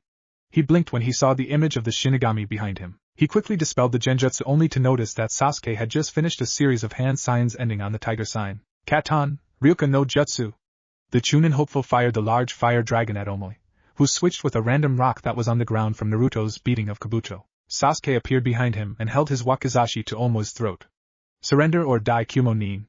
Omoi nodded his surrender, and Sasuke helped him up. Sasuke then looked up at Naruto and smirked. As everyone was amazed at the power of the two genin who had fought and won their matches, they realized that the 3 members of Team 7 could very well end up winning and becoming Chunin. To make matters worse, there was still the pink-haired member of the team. As most of the genin were shocked by the abilities displayed by the 2 Konoha genin, Gaara was talking with Shikaku. Mother, why can't I kill the blonde? Because he is much stronger than you. He could kill you and prove that his existence is stronger than yours. Fine, I will listen to you, mother. Sasuke stood next to Naruto and held his head up high. Well, so far our team has been going first. I wonder if Sakura is next. Kensutadosu vs. Akimichi Choji, Canon. Sabaka no Tamari vs. Tenten, Canon. Namikaze Uchiha Sakura vs. Yamanaka Ino. As Sakura walked down towards the arena, Ino was smirking. She was gonna prove to Sasuke that he should have married her. She had been training and using her body as a way to seduce Sasuke away from all of the hussies that went for him. She was gonna win and Sasuke would have to choose her. Vi, Kyler, Saya, and Anko were all watching as Sakura slowly walked down the stairs and noticed that she had a smirk that Vi recognized right away. You actually found a student who could use Mama K's smirk, damn it, Kyler. I would also like to see what she can do. I mean, she is on Naruto-kun's team. Kyler just grinned. You know she is gonna play around with the girl, right? Saya and Vi just smirked. Of course, Kyler. Down in the arena, Ino was spouting nonsense about how she was gonna win and Sasuke would love her instead of Sakura. Sakura just stared at Ino and shook her head. Just cut the shit, Ino. You and I both know that I am much stronger now than I was in the academy. Ino just charged at Sakura as soon as Hate said to begin. She tried to punch Sakura, but Sakura stepped back and brought a roundhouse kick to connect with Ino. Give up, forehead. Sakura smirked before she swung her hand out and threw several kunai at Ino. Ino dodged them only to see Sakura flashing through hand signs, futon chakra diatapa. The wind pushed Ino into the wall at such speeds that Ino was out like a light before she hit the ground. Hate and the others just grimaced at the blonde fangirl.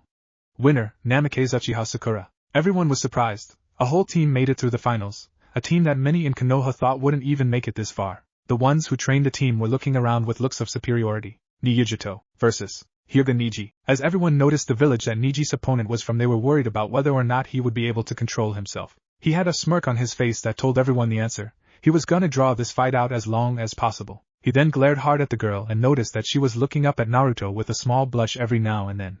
You should just quit. A Kumo shinobi against a Hyuga prodigy. It's almost my fate to win. Yujito looked at the Hyuga.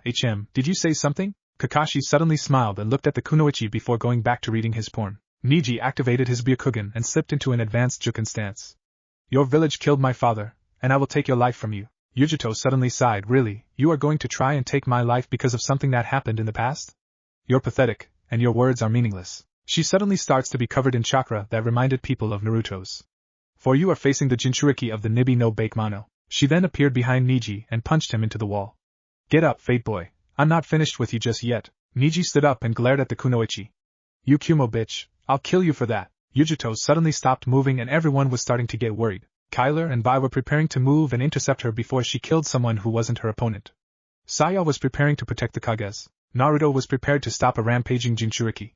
Sasuke had his Mangekyo active prepared to control the Yuki of the demon. I'm sorry you feel that way, but you really shouldn't have called her that. A voice said from Yujito. She really doesn't like it when someone calls her that, so she decided to let me play around with you. The now identified Nibi said to Niji. She then clawed at Niji and sent him flying back before getting right next to him and repeatedly punched him until he couldn't stand anymore. As Hate announced the winner, she kept going. Just as she was about to strike the killing blow, her arm was grabbed by Naruto. Give control back to Yujito, or I'll show you what a difference 7 tails makes. Naruto said, channeling Kyuubi's chakra in the end. Oh, please do. Show me how dominating you can be. Nibi said before she felt the chakra he was pushing out increased. Oh, please do more to me. Naruto suddenly applies more pressure, and everyone starts having slight problems breathing. Do you really want to try and piss me off? He replied, his energy starting to turn black, and the Tag Gala family started to see the energy signature of wings on his back. Fine, I'll give control back to Yujito, but eventually I'll come for you. Nibi answered before giving Yujito control again. Naruto let up the pressure and released Yujito's arm. Glad to see that you are back to yourself. You won your match, but almost went out of control. Please do try to take more precautions in the future, or else I'll have to personally interfere. He stated before he appeared next to his team with a Shushin. As Yujito headed back up to her team, she asked Nibi just how bad it was. Kitten, I think he would have killed us had I tried to continue.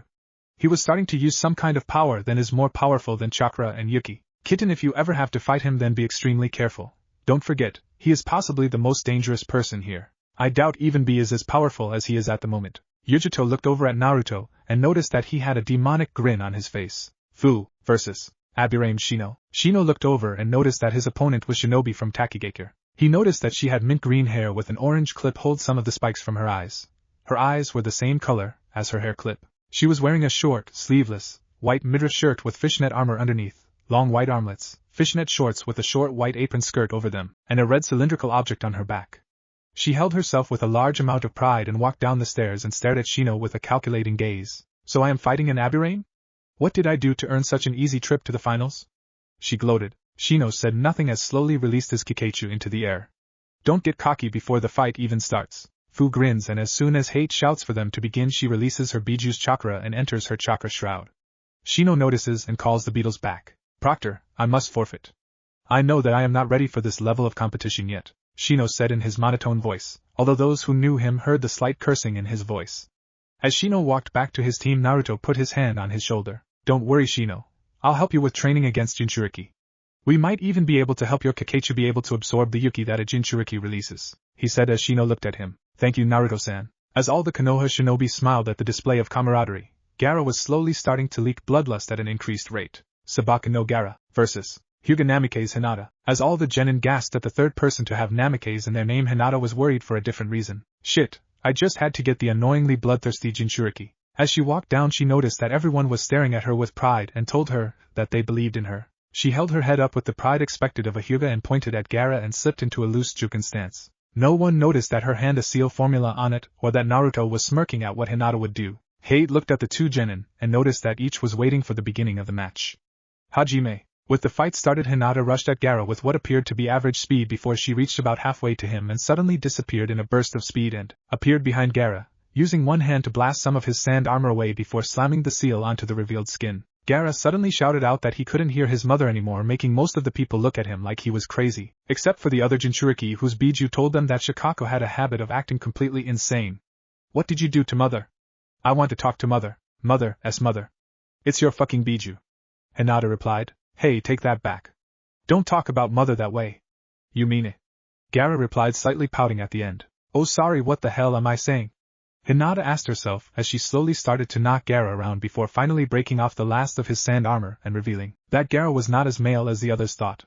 When the sand fell off, everyone was shocked. Props and a decision on the fate of Femgaara if you can name the movie where I took these last few lines from, a movie which I technically own a copy of. 3 of the Jinchuriki here are girls, and of us all it is the 2 with the higher number of tails that have better control, Naruto said as he watched the fight with his eye twitching. He walked over to the Kumo team that was being led by a dark-skinned man who was rapping horribly. I refuse to do the rapping. I suck worse than B, and I won't run anyone off with my abysmal skills. I'm a white kid who lives in the south and listens to hard rock and heavy metal. B looked at the kid that walked up to him and put his arm on his shoulder. Kid, I know what you mean. I mean, you and I seem to be the only male Jinchuriki here, B said before 2 of the 3 IWA Jounin came walking over. One looked like an old mountain climber, with red hair and a red beard, and the other had on red armor. That, my friend, is where you are wrong. My name is Rashi and my partner over here is Han. We are the Jinchuriki to the Yambi and the Gobi respectively. I noticed though that even though your last name is Namikaze you look nothing like your father. Honestly Rashi-san, if I ever met my father I would probably seal his chakra, tie him up, and bring him to IWA myself. The man actually wrote in his journal about some pretty sick shit he did during the war when he was sure that he would never get caught. One of the things he did was when he apparently found a team of IWA genin and killed all of them except for the Kunoichi. What he did to her made me sick. He actually bragged about causing her to kill herself because he raped her. I thought at first that he was a good man if not naive. However, while I was waiting I decided to read his journals and see if he left any notes on the Hiraishin when I found those sickening entries. I showed them to my sensei and the Hokage and they understood why I would do that. I would actually like to meet that Tsuchikage myself in order to apologize for what my father did. I plan on keeping the name Namikaze and turning it into a name that actually has a good legend instead of the disgraceful one my father left behind, Naruto said with disgust in his eyes at the mere mention of what his father did. Rashi and Han looked down at the kid in front of them and noticed that he was telling the truth the entire time. They were surprised. Kid, if you are serious then follow us after the prelims are over. For now though let's watch your adopted sister win her match against the Suna Jinchuriki. As everyone watched, Hinata started to form a technique in her hands that every shinobi recognized. This here is a technique that my Anai-san taught me. Rasengan. Hinata then ran at Gaara and slammed the sphere into her chest, causing her to hit the wall and fall down. She then turned around and put her hands in the peace sign before she was almost covered in sand. The only thing that stopped it was the fact that every Jinchuriki pushed their Yuki out and told Shikaku to return from whence he came. As Naruto walked up to Gaara he watched as the sand tried to stop him only dispersed before touching him. Here, let me help you up, he said as he held his hand out to the redhead. Why don't you tell us your real name? He asked as the girl looked up at him and heard Shikaku muttering in her mind. Gaia. She replied before grabbing the outstretched and letting the boy help her up. Naruto-san, I was wondering, could you help with seal that is keeping Shikaku under wraps? I know that for now I am in control but I don't know how long that will last, she asked, hoping that he could help before she was forced to let her other personality out to give her mother a treat. You see, Gaara is real. He is a manifestation of Shikaku's will to murder others and feed her blood. Naruto thought before Natsum told him that he could travel into the girl's mindscape and find out what was causing Shikaku to go batshit crazy. Naruto asked Gaia if he could and she told him that she didn't care, so long as he didn't die. He nodded before he placed 2 fingers onto her head and meditated. In Gaia's/Gaara's mindscape, the first thing that Naruto noticed was that the area was covered in sand. He also noticed that next to him were the spiritual bodies of the cataclysms he wielded. He also noticed that Ruin was in his hands. Ruin, why am I wielding you? Simple, we can feel the presence of a soul that shouldn't be here, a soul that we have had to deal with in the past. The soul fragment is a fragment of a fallen Tagala. His main ability was attaching his soul to other souls. He was also the one who tried to kill Tomohiro and the others. The man's name was Satsuja no Tagala. Ruin replied. Murder King Tagala, he sounds like a right bastard. Naruto replied before he heard a roar from the distance that sounded like a woman yelling for someone to get out of her head. When Naruto found the voice he saw what appeared to be a giant tanuki with a spider about to bite it. Oh hell no. Kuro Ikazuchi. Naruto swung Ruin and a large blast of black lightning flew out towards the spider. The spider just barely turned and deflected the attack with one of its legs before jumping at Naruto and stabbing him through the leg. Naruto gasped in pain before he used the blood that covered the leg as explosives and sent it flying backwards. The spider turned its black eyes towards the child that attacked it. Boy, I hope you know that you are fighting someone who went up against the best the fangs and fates could throw, and walked away after kicking the ass of all of them. The spider taunted before dodging Nilfheim, who had appeared behind him with an evil look and striking him into a wall. The spider laughed before appearing behind Naruto and slamming him into the ground and throwing him around. Naruto attempted to get up but was stabbed through the leg by the spider. Just before the spider could hit him, a fierce flame appeared and sent the spider flying back towards the wall.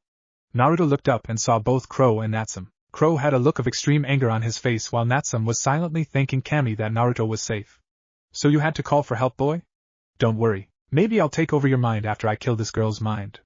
Now die for me, Sasagino's avatar said before he was cut in half by Thanatos. As he disappeared, he made a mental note of the boy who had attacked him.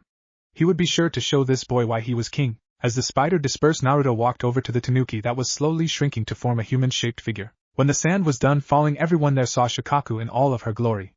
Crow was sent flying back with a nosebleed while all the other guys just stared in slight awe. When Shikaku turned to look at who had saved her, she saw her older sister. Natsume, what are you doing here? Natsum pointed to Naruto, who explained what had happened to the Biju. So that mean man made me seem to be a horrible monster? When everyone nodded, she burst into tears and told everyone to tell Gaia that she would be able to sleep now, outside of the mindscape. Naruto suddenly opened his eyes and looked at the Tagalas that walked over and told them that he had to tell them something in a minute. He then looked at Gaia. Gaia-chan, Shikaku is now back to her usual self and told us to tell you that you would be able to sleep once more.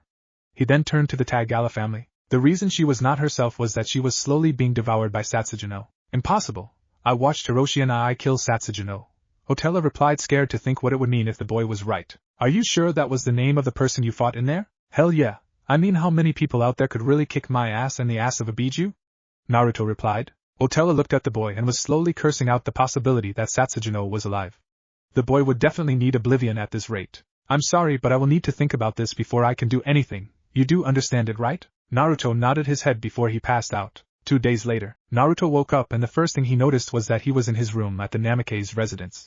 He groggily wondered if he had just dreamt all the shit that had happened. He noticed his calendar and saw that it was at least 2 days after the prelims. What the fuck happened? Did I win? Who am I fighting in the finals? Did the IWA group think that I avoided them? He then groaned and noticed he had a new weapon at his side. What the hell? He noticed that the blade had the energy he had come to place as a sign of a cataclysm. I wonder which one it is. He noticed that a weird symbol was on the bottom of the hilt. The symbol appeared to be a tree that seemingly had millions of branches. The branches led up the hilt to the sheath. The sword had the appearance of a jian.